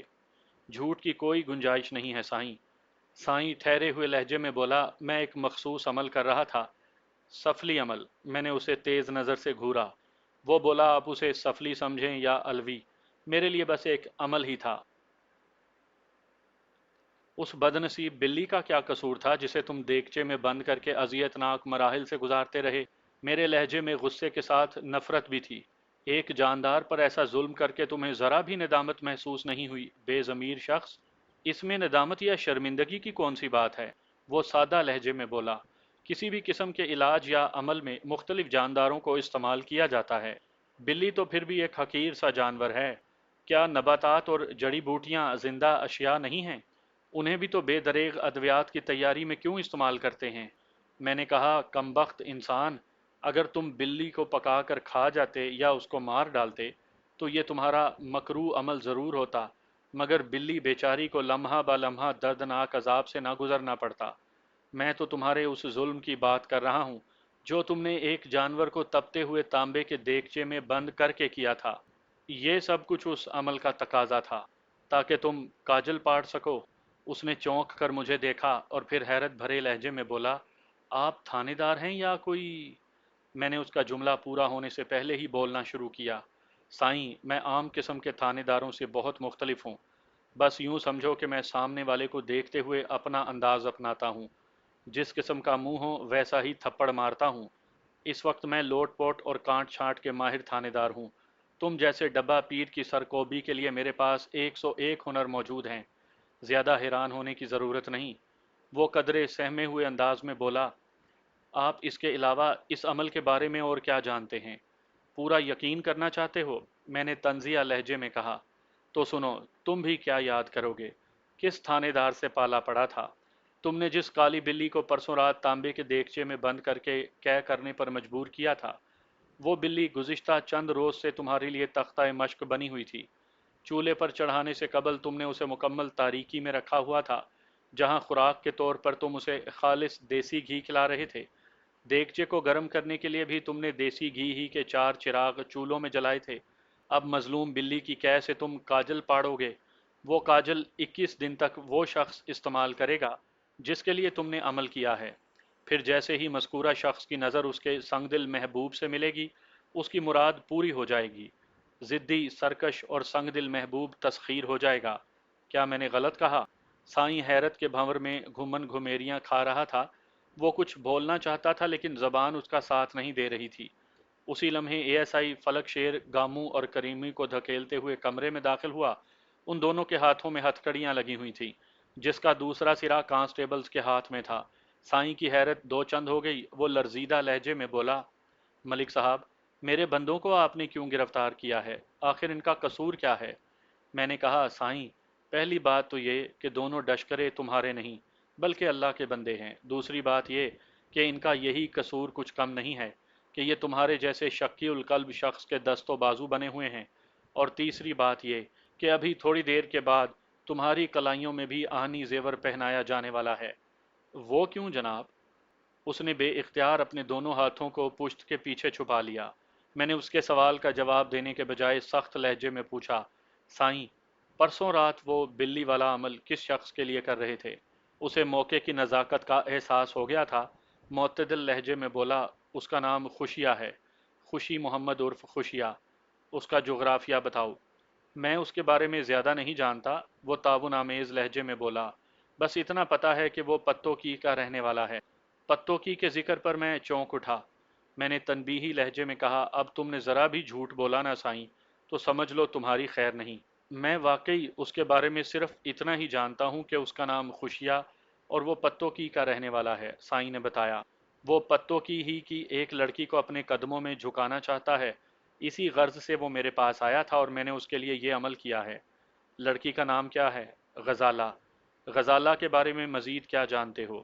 کچھ نہیں، وہ حتمی لہجے میں بولا۔ خوشیہ کا حلیہ بیان کرو۔ میں نے ایک اہم بات دریافت کی۔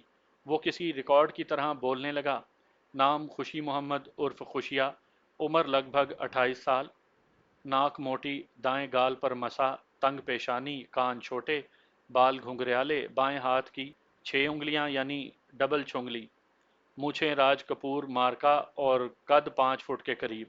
صدیق گوندل نے حیرت سے پوچھا، سائیں تم کوئی ایکس رے مشین لگتے ہو؟ بڑی گہری نظر ہے بھائی تمہاری، آخر کھاتے کیا ہو تم؟ میرا ذہن سائیں کے آخری جملے پر اٹک کر رہ گیا تھا۔ اس نے خوشیہ کا قد 5 فٹ کے قریب بتایا تھا۔ 28 سالہ کسی شخص کا قد اگر 5 فٹ ہو تو اسے پستہ قامت ہی کہا جائے گا۔ میرا مطلوبہ قاتل بھی پستہ قامت ہی تھا، اور مقتول کا نوٹوں سے بھرا ہوا بریف کیس تہیے دماغ اور شکستہ شکل و صورت کے ساتھ اسی راستے سے ملا تھا جو سائیں کے آستانے تک آتا تھا۔ اس بات کا امکان موجود تھا کہ خوشیہ ہی وہ شخص ہو جس کی تلاش مجھے رانا مختار حسین کے قاتل کی حیثیت سے کرنی تھی۔ میں نے بریف کیس کی رقم کو ذہن میں رکھتے ہوئے سائیں سے سوال کیا، سائیں مجھے معلوم ہے کالی بلی والا عمل تم نے فی سبیل اللہ نہیں کیا ہوگا؟ وہ بولا، ظاہر ہے جناب، اس قسم کے اعمال میں عامل کی جان کو بھی خطرہ لاحق ہوتا ہے۔ اپنی جان کو داؤ پر لگانے کے لیے سائل سے رقم تو وصول کی ہی جاتی ہے۔ تم نے خوشیہ سے اس سلسلے میں کتنی رقم اینٹھی تھی؟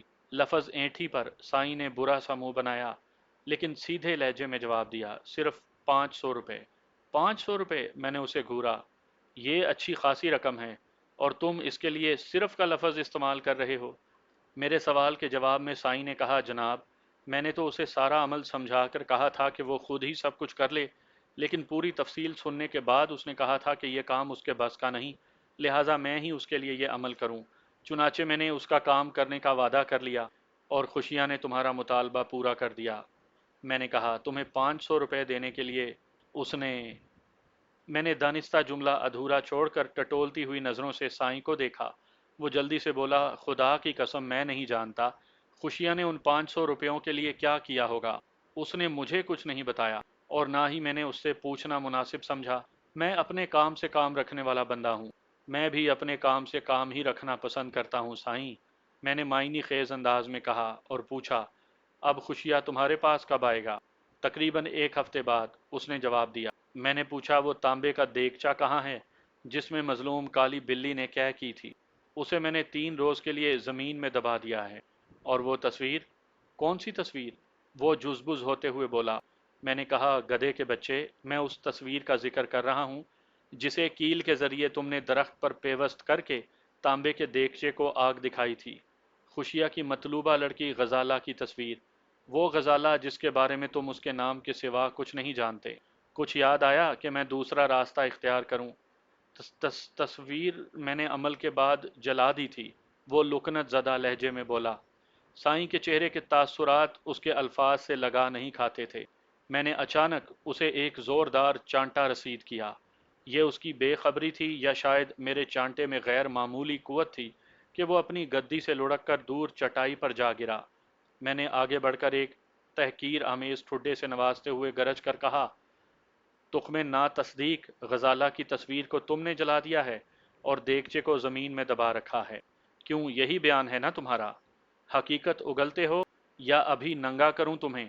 وہ اٹھ کر کھڑا ہو گیا اور لجاجت آمیز انداز میں بولا، ملک صاحب میں کسی قاتل کو نہیں جانتا اور نہ ہی قتل کی کسی واردات میں میرا ہاتھ ہے، آپ خواہ مخواہ مجھ پر شک کر رہے ہیں۔ میں نے کہا کہ تم قاتل کے مامے چاچے ہو، یا یہ کہ رانا مختار کو تم نے قتل کیا ہے؟ میں نے اسے گریبان سے پکڑتے ہوئے کہا، میں نے تو صرف غزالہ کی تصویر اور تانبے کے دیگچے کے بارے میں پوچھا تھا تم سے۔ وہ میں نے بتایا ہے نا، وہ رک رک کر بتانے لگا۔ میں نے ایک زوردار جھٹکا دے کر اس کا گریبان چھوڑ دیا۔ اس نے 2 کلا بازیاں کھائیں اور چاروں خانے چت ہو گیا۔ میں نے اس کی گدی والے چبوترے کی جانب قدم بڑھاتے ہوئے کہا، तुम मुझे क्या बताओगे शैतान की औलाद? देखो मैं तुम्हें बताता हूँ कि तुम्हारी गद्दी के नीचे क्या क्या राज पिन्हा हैं। वो बेइख्तियार जमीन से उठा और गैर इरादी तौर पर आगे बढ़कर मेरे कदमों से लिपट गया और मिन्नत आमेज लहजे में घिघियाया, नहीं मलिक साहब, वहां कुछ भी नहीं है, खुदा के लिए रुक जाएं। मैंने उसकी इल्तजा को ठोकरों में उड़ाते हुए थोड़ी सी कोशिश के बाद गद्दी का बालाई हिस्सा ऊपर उठा दिया। इसी दौरान में सदीक गोंदल ने मेरे इशारे पर साईं को हिरासत में ले लिया था। इस कार्रवाई पर पहले तो वो हमें बड़ी बड़ी धमकियां देने लगा, फिर जब दो चार करारे थप्पड़ पड़े तो सारी चौकड़ी भूल गया। साईं की गद्दी का बालाई हिस्सा वाकई किसी बड़े संदूक के ढकने की तरह ही खुलता था। नीचे तय खाने में जाने के लिए बाकायदा जीने बने हुए थे। तय खाना लगभग हाल नुमा कमरे जितना बड़ा था। हमने उस तय खाने की मुकम्मल तलाशी ली।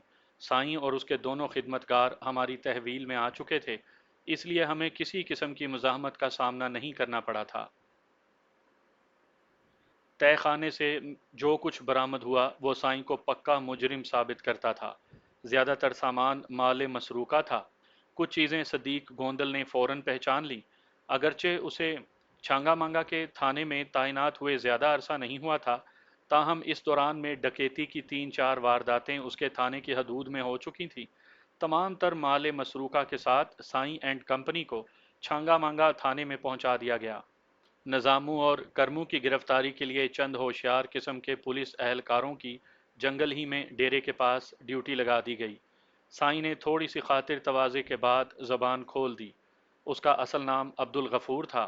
10 साल कबल वो छांगा मांगा के जंगल में आकर बैठा था। देखते देखते उसने आसपास के इलाकों में अच्छी खासी साख बना ली थी। दर हकीकत वो एक मफरूर कैदी था।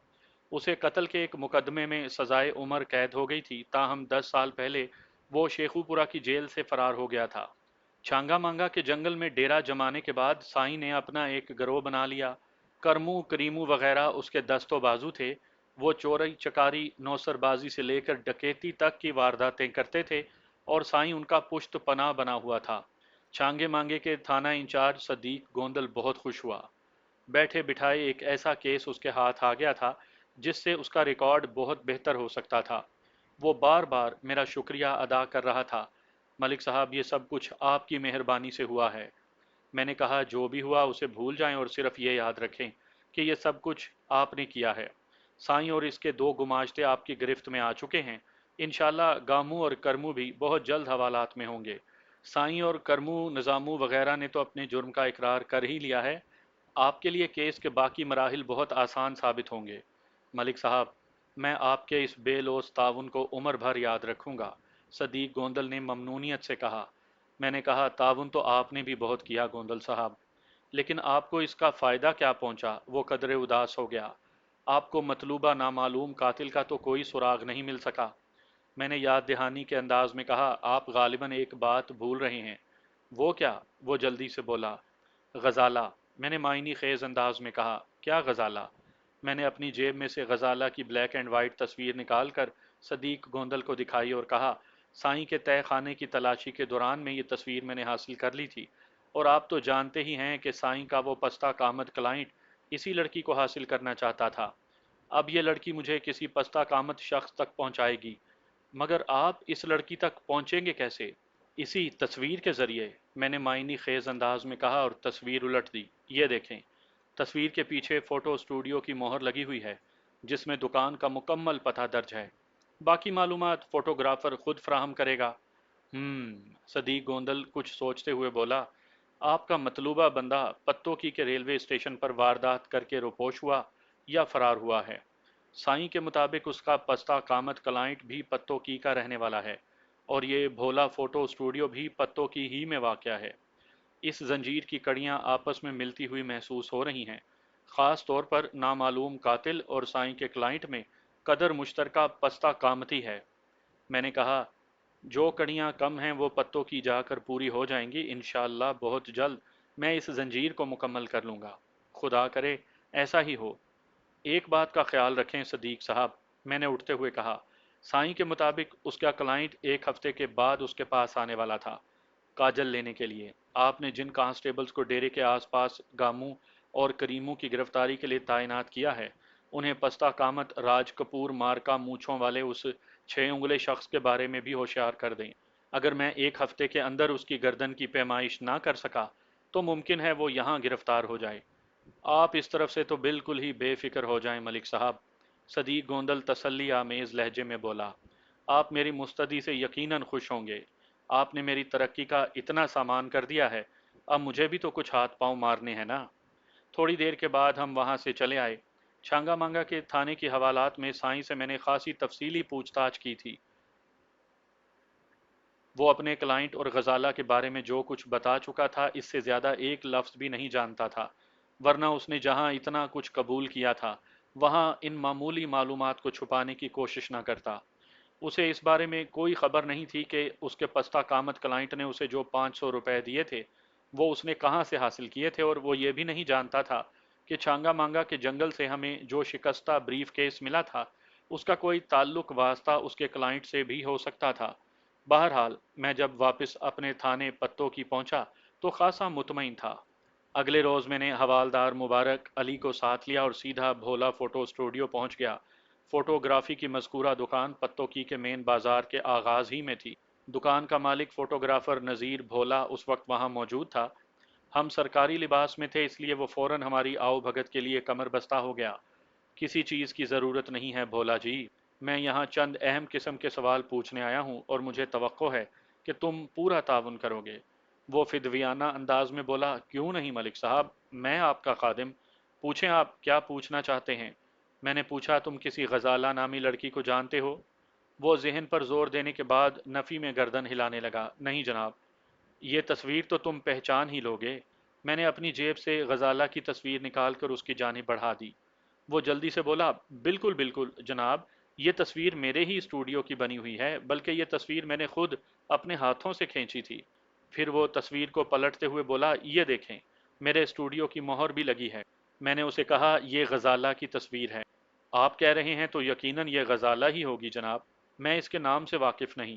یہ اپنے باپ کے ساتھ میرے اسٹوڈیو میں تصویر بنوانے آئی تھی۔ میں نے پوچھا، اس کے باپ کو جانتے ہو؟ انہیں بھلا کون نہیں جانتا ملک صاحب، ظفر اقبال خان سے تو آپ بھی واقف ہوں گے۔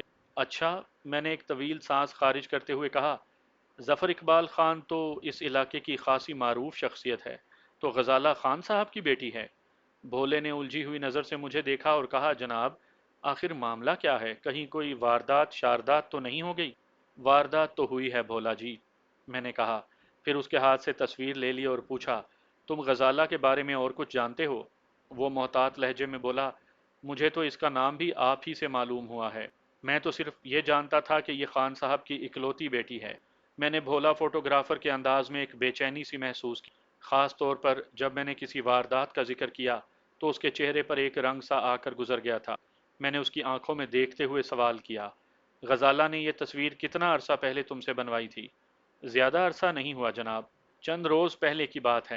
مگر یہ تصویر آپ کے پاس کیسے آئی؟ خان صاحب کی بیٹی تو خیریت سے ہے نا؟ ہم ابھی یہاں سے سیدھے اسی کی خیریت معلوم کرنے جائیں گے، میں نے ذو معنی لہجے میں کہا۔ پھر پوچھا، تم نے اس تصویر کی کتنی کاپیاں بنائی تھیں؟ بھولے نے بتایا، چھوٹے سائز کی تصویروں کی عموماً 3 کاپیاں بنتی ہیں، لیکن اگر کوئی مخصوص بڑے سائز میں تصویریں بنوانا چاہے تو اس کے آرڈر کے مطابق ہی میں تصویریں تیار کرتا ہوں۔ خان صاحب کے آرڈر کے مطابق میں نے اس کی 2 کاپیاں تیار کی تھیں۔ اور وہ دونوں تصویریں تم نے خان صاحب کو دے دی تھی؟ جی ہاں بالکل۔ کیا تم اپنے گاہکوں کو تصویر کا نیگیٹو بھی دیتے ہو؟ اس نے بتایا، چھوٹی تصویروں کے ساتھ تو عموماً دے دیتا ہوں، لیکن بڑی تصویروں کا نیگیٹو میں اپنے پاس محفوظ رکھتا ہوں۔ البتہ اگر کوئی اصرار کرے تو میں تھوڑی رقم کے عوض 2 نیگیٹو بھی دے دیتا ہوں۔ اس تصویر کا نیگیٹو تمہارے پاس ہے یا خان صاحب لے گئے؟ وہ گڑبڑا گیا، بولا، خان صاحب لے گئے تھے۔ نہیں، شاید میرے پاس ہی رکھا ہو، ٹھہرے میں چیک کرتا ہوں۔ کیا تمہاری یادداشت اتنی خراب ہے کہ چند روز پہلے کی بات تمہیں یاد نہیں؟ یاد آ گیا، یاد آ گیا۔ وہ پیشانی پر ہاتھ مارتے ہوئے بولا، نیگیٹو میرے پاس ہی ہیں۔ خان صاحب نے کہا تھا کہ اگر تصویر پسند آ گئی تو وہ اس کا ایک آدم قد پرنٹ بھی بنوائیں گے۔ آدم قد، میں نے زیر لب دہرایا، مگر یہ تصویر تو کلوز اپ میں ہے۔ وہ بولا، میرا مطلب ہے وہ خاصے بڑے سائز میں تصویر بنوانا چاہتے تھے۔ ٹھیک ہے، میں اٹھ کھڑا ہوا۔ نذیر بولا، مجھے امید ہے کہ تم نے مجھ سے کوئی غلط بیانی نہیں کی ہوگی۔ وہ بولا، جناب آپ نے جو پوچھا میں نے صحیح صحیح بتا دیا۔ میں نے کہا اگر کوئی خاص بات میرے پوچھنے سے رہ گئی ہو تو وہ بھی بتا دو، خاص طور پر اس تصویر کے حوالے سے۔ نہیں جناب، اور ایسی کوئی بات نہیں۔ ہم بھولا فوٹو اسٹوڈیو سے نکل کر ظفر اقبال خان کے گھر کی جانب چل پڑے، جو وہاں سے زیادہ فاصلے پر نہیں تھا۔ میں ظفر اقبال کو غائبانہ طور پر جانتا تھا، ابھی تک ہماری بالمشافہ ملاقات نہیں ہوئی تھی۔ وہ ایک صاحب ثروت اور معروف کاروباری شخص تھا۔ جب ہم اس کی شاندار رہائش گاہ پر پہنچے تو وہ گھر میں موجود نہیں تھا۔ ملازم کی زبانی معلوم ہوا کہ خان صاحب 2 روز کے لیے ملتان گئے ہیں، تاہم غزالہ کی ماں کنیز فاطمہ نے ہماری آمد کا مقصد جاننے کے لیے ہمارے لیے سجا سجایا ڈرائنگ روم کھلوا دیا تھا۔ تھوڑی دیر کے بعد وہ بھی ہمارے ساتھ ہی ڈرائنگ روم میں بیٹھی تھی۔ کنیز فاطمہ کی عمر لگ بھگ 40 سال تھی۔ وہ پروقار شخصیت کی مالک تھی۔ مجھ سے مخاطب ہوتے ہوئے بولی، ملک صاحب، ہماری خوش قسمتی ہے کہ آپ ہمارے گھر تشریف لائے، یہاں تو اکثر آپ کا تذکرہ ہوتا رہتا ہے۔ مجھے حیرت ہوئی، پوچھا کس سلسلے میں میرا تذکرہ ہوتا ہے؟ وہ ہماری غزالہ ہے نا، وہ آپ کی مداح ہے، کنیز فاطمہ نے بتایا۔ یہ ایک عجیب انکشاف تھا میرے لیے۔ میں نے کہا لیکن وہ مجھے کیسے جانتی ہے؟ یہ تو آپ اسی سے پوچھیں، وہ مسکراتے ہوئے بولی۔ میں ابھی یہاں اسے بلاتی ہوں۔ پھر وہ اٹھ کر گھر کے اندرونی حصے میں چلی گئی۔ حوالدار مبارک علی نے کہا، یہ کیا قصہ ہے ملک صاحب؟ قصہ تو مجھے بھی معلوم نہیں بھائی، میں نے جواب دیا۔ دیکھتے جاؤ آگے آگے کیا ہوتا ہے۔ تھوڑی دیر کے بعد کنیز فاطمہ اپنی اکلوتی بیٹی غزالہ کے ساتھ ڈرائنگ روم میں داخل ہوئی۔ غزالہ اپنی تصویر سے کہیں زیادہ خوبصورت تھی۔ بلیک اینڈ وائٹ تصویر میں اس کی خوبصورتی کا پورا اندازہ نہیں لگایا جا سکتا تھا۔ اس کی عمر کم و بیش 22 سال ہوگی۔ یہ ہیں ملک صفدر حیات صاحب، کنیز فاطمہ نے میری جانب اشارہ کرتے ہوئے غزالہ کو بتایا۔ غزالہ نے جذباتی لہجے میں کہا، میں آپ سے ملنے کے لیے بہت بے چین تھی۔ جب سے مجھے معلوم ہوا ہے کہ آج کل آپ ہمارے علاقے میں تعینات ہیں، مجھے ایک بے قراری سی لگی ہے۔ ابا جی نے مجھ سے وعدہ کیا تھا کہ وہ کسی روز مجھے آپ کے پاس لے چلیں گے، جبکہ میرا اصرار یہ تھا کہ ہم گھر پر آپ کی دعوت کریں۔ یہ تو اچھا ہوا کہ آپ خود ہی یہاں تشریف لے آئے۔ میں آپ کو بتا نہیں سکتی کہ اپنے سامنے دیکھ کر مجھے کتنی خوشی ہوئی۔ اس دوران میں کنیز فاطمہ ڈرائنگ روم سے باہر چلی گئی تھی۔ میں نے غزالہ سے پوچھا، آپ مجھے کیسے جانتی ہیں؟ مجھے تو یاد نہیں پڑتا کہ پہلے ہماری کبھی ملاقات ہوئی ہو۔ ہم آج پہلی مرتبہ مل رہے ہیں، اس نے میری بات کی تائید کی۔ اور جہاں تک اس بات کا سوال ہے کہ میں کیسے جانتی ہوں آپ کو، تو اس کے لیے آپ کا وہ کارنامہ ہی کافی ہے۔ کون سا کارنامہ بھائی؟ غزالہ نے پوچھا۔ چند سال پہلے آپ رینالہ خرد کے ایک تھانے میں تھے نا؟ میں نے اس بات میں جواب دیا۔ پھر اس نے سوال کیا، پھر تو آپ کو تاجی والا واقعہ بھی یاد ہوگا۔ کون تاجی اور کیسا واقعہ؟ وہ لڑکی مجھے حیران پر حیران کر رہی تھی۔ غزالہ نے بتایا، وہی تاجی جس کو غنڈوں نے اغوا کر لیا تھا، اور آپ کی کوششوں سے نہ صرف تاجی باعزت و خیریت گھر واپس لوٹ آئی تھی، بلکہ آپ نے اغوا کنندگان کو بھی جیل کی سلاخوں کے پیچھے بھیج دیا تھا۔ تاجی کو آپ نے اٹاری سے برآمد کیا تھا۔ وہ پورا واقعہ میرے ذہن میں تازہ ہو گیا۔ ان دنوں میں رینالہ خرد یعنی ضلع اوکاڑا کے ایک تھانے میں اپنے فرائض انجام دے رہا تھا۔ اٹاری یہ وہ جو کہ ضلع اوکاڑا میں ہے، اس کے ایک دیہات میں اغوا کنندگان سے اچھی خاصی مارا ماری بھی ہوئی تھی۔ لیکن حیرت مجھے اس بات پر تھی کہ ان واقعات سے غزالہ کا کیا تعلق تھا۔ یہ سوال میری زبان پر بھی آ گیا۔ آپ کو ان تمام واقعات کا علم کیسے ہوا؟ میں نے پوچھا۔ وہ بولی، میں ان دنوں گرمیوں کی چھٹیاں گزارنے اپنے ماموں کے پاس رینالہ خرد گئی ہوئی تھی، اور تاجی میری وہاں کی سہیلیوں میں سے ایک ہے۔ اتفاق سے میری وہاں آپ سے ملاقات نہ ہو سکی۔ آپ میرے ماموں کو تو جانتے ہوں گے، افضل خان ان کا نام ہے۔ میں رینالہ خرد کے زمیندار افضل خان کو اچھی طرح جانتا تھا۔ وہاں تعیناتی کے دوران میں 1 2 مرتبہ اس سے ملاقات بھی ہو چکی تھی۔ میں نے غزالہ کو بتایا کہ وہ تمام واقعات میرے ذہن میں تازہ ہو گئے ہیں۔ بس آپ کی بہادری اور جرأت مندی نے مجھے بہت متاثر کیا تھا، وہ عقیدت مندانہ انداز میں بولی۔ آپ سے روبرو ملاقات کی بڑی خواہش تھی، جو بغیر کسی کوشش کے خود بخود پوری ہو گئی۔ اسے میں اپنی خوش قسمتی ہی سمجھتی ہوں۔ اسی وقت اس کی ماں ایک ملازم کے ساتھ ڈرائنگ روم میں داخل ہوئی۔ ملازم کے ہاتھ میں لدی پھندی کگ سائز ٹرے دیکھ کر مجھے اندازہ ہو گیا کہ ہماری خاطر مدارات کا اچھا خاصا انتظام ہو چکا تھا۔ کنیز فاطمہ نے ملازم کے جانے کے بعد کہا، باتیں تو ہوتی رہیں گی، پہلے ذرا کچھ کھا پی لیں۔ میں نے کہا، آپ نے خواہ مخواہ اتنا تکلف کیا، اس کی کیا ضرورت تھی؟ ابھی تو آپ کو دوپہر کا کھانا بھی ہمارے ساتھ کھانا ہے جناب۔ غزالہ نے کھانے پینے کی اشیاء برتنوں میں ڈالتے ہوئے کہا، یہ تکلف تو کچھ بھی نہیں، میں اس وقت ڈیوٹی پر ہوں، میں نے جلدی سے کہا۔ اور ایک نہایت ضروری کام سے یہاں آیا تھا، لیکن خان صاحب تو گھر میں نہیں ہیں۔ کنیز فاطمہ نے کہا، دراصل خان صاحب سے زیادہ غزالہ میری مدد کر سکتی ہے۔ میں نے کہا، میں ایک اہم معاملے میں ان سے تھوڑی پوچھ گچھ کرنا چاہتا ہوں۔ غزالہ نے میرے چہرے سے بھانپ لیا کہ معاملہ گمبھیر ہے۔ وہ سنجیدگی سے بولی، خیریت تو ہے نا ملک صاحب؟ خیریت ہے بھی اور نہیں بھی، میں نے ذو معنی لہجے میں کہا۔ قتل کے ایک کیس کو حل کرنے کے لیے مجھے آپ کا تعاون درکار ہے۔ میرا تعاون؟ غزالہ نے اپنے سینے پر ہاتھ رکھتے ہوئے ماں کی جانب دیکھا۔ قتل کے کسی معاملے سے بھلا میرا کیسا واسطہ؟ میں نے کہا، میں کب کہہ رہا ہوں کہ آپ اس قتل میں ملوث ہیں؟ مجھے تو صرف آپ کا تعاون چاہیے۔ اس کیس کی چند کڑیاں غائب ہیں، میں انہیں تلاش کرنا چاہتا ہوں۔ مجھے امید ہے کہ غزالہ اس سلسلے میں مجھے مفید معلومات فراہم کر سکتی ہے۔ آخری جملہ میں نے کنیز فاطمہ کی طرف دیکھتے ہوئے ادا کیا تھا۔ وہ الجھے ہوئے لہجے میں بولی، میں سمجھی نہیں، آخر غزالہ قتل کے کسی معاملے میں آپ کی کیا مدد کر سکتی ہے؟ کس کا قتل ہوا ہے؟ رانا مختار حسین کا قتل، میں نے کہا۔ جسے ریلوے اسٹیشن پر قتل کیا گیا تھا؟ کنیز فاطمہ نے پوچھا۔ میں نے کہا، بالکل وہی، لیکن غزالہ کا اس معاملے سے کیا واسطہ؟ میں نے ٹو دا پوائنٹ بات کرنے کا فیصلہ کیا اور اپنی جیب سے غزالہ کی ایک بلیک اینڈ وائٹ تصویر نکال کر میز پر رکھ دی اور باری باری ان دونوں کی طرف دیکھتے ہوئے کہا، اس تصویر کو تو آپ پہچان ہی گئی ہوں گی۔ ان دونوں نے اس بات میں سر ہلایا۔ غزالہ نے کہا، یہ میری تصویر ہے۔ یہ تصویر آپ کے پاس کیسے پہنچی؟ کنیز فاطمہ نے پوچھا۔ میں نے کہا، یہ ایک لمبا چکر ہے، فی الحال آپ یہ بتائیں کہ بھولا فوٹو اسٹوڈیو سے آپ نے ایسی جو دو تصاویر بنوائی تھی وہ کہاں ہیں؟ ایک تو میرے کمرے میں لگی ہے، غزالہ نے کہا، دوسری رینالہ خرد میں ماموں کے گھر میں لگی ہے۔ دونوں تصویریں فریم شدہ ہیں۔ ایک لمحے کے توقف سے وہ اٹھتے ہوئے بولی، ٹھہریں، یہاں والی تصویر میں ابھی لا کر آپ کو دکھاتی ہوں۔ 1 منٹ کے اندر اندر وہ اپنی فریم شدہ تصویر لے کر آ گئی۔ فریم اگرچہ خاصا بڑا تھا، تاہم اس کے اندر تصویر کا سائز 8 بائی 5 انچ ہی تھا، اور یہ بالکل ہو بہو ویسی ہی تصویر تھی جیسی مجھے سائیں کے تہہ خانے سے ملی تھی، یعنی دونوں تصاویر ایک ہی نیگیٹو سے تیار کی گئی تھی۔ کنیز فاطمہ نے بتایا، بالکل ایسا ہی ایک فریم میرے بھائی کی حویلی میں بھی ہے۔ وہ تصویر میری بھابھی نے منگوائی تھی۔ میں نے پوچھا، کیا اس وقت بھی وہ تصویر رینالہ خرد والی حویلی میں ہوگی؟ بالکل موجود ہے ملک صاحب، کنیز فاطمہ پر وسوخ لہجے میں بولی۔ میں ابھی کل ہی تو وہاں سے آئی ہوں، اس میں کسی شک و شبے کی گنجائش ہی نہیں۔ میں نے سوچتے ہوئے کہا، اس کا مطلب ہے فوٹوگرافر نے مجھ سے جھوٹ بولا تھا، اس نے یہ تصویریں 2 سے زیادہ بنائی تھیں۔ ہم نے تو 2 ہی بنوائی تھیں، غزالہ نے کہا۔ کنیز فاطمہ نے پوچھا، ملک صاحب آپ کچھ چھپا رہے ہیں، غزالہ کی یہ تیسری تصویر آپ کے پاس کیسے پہنچی؟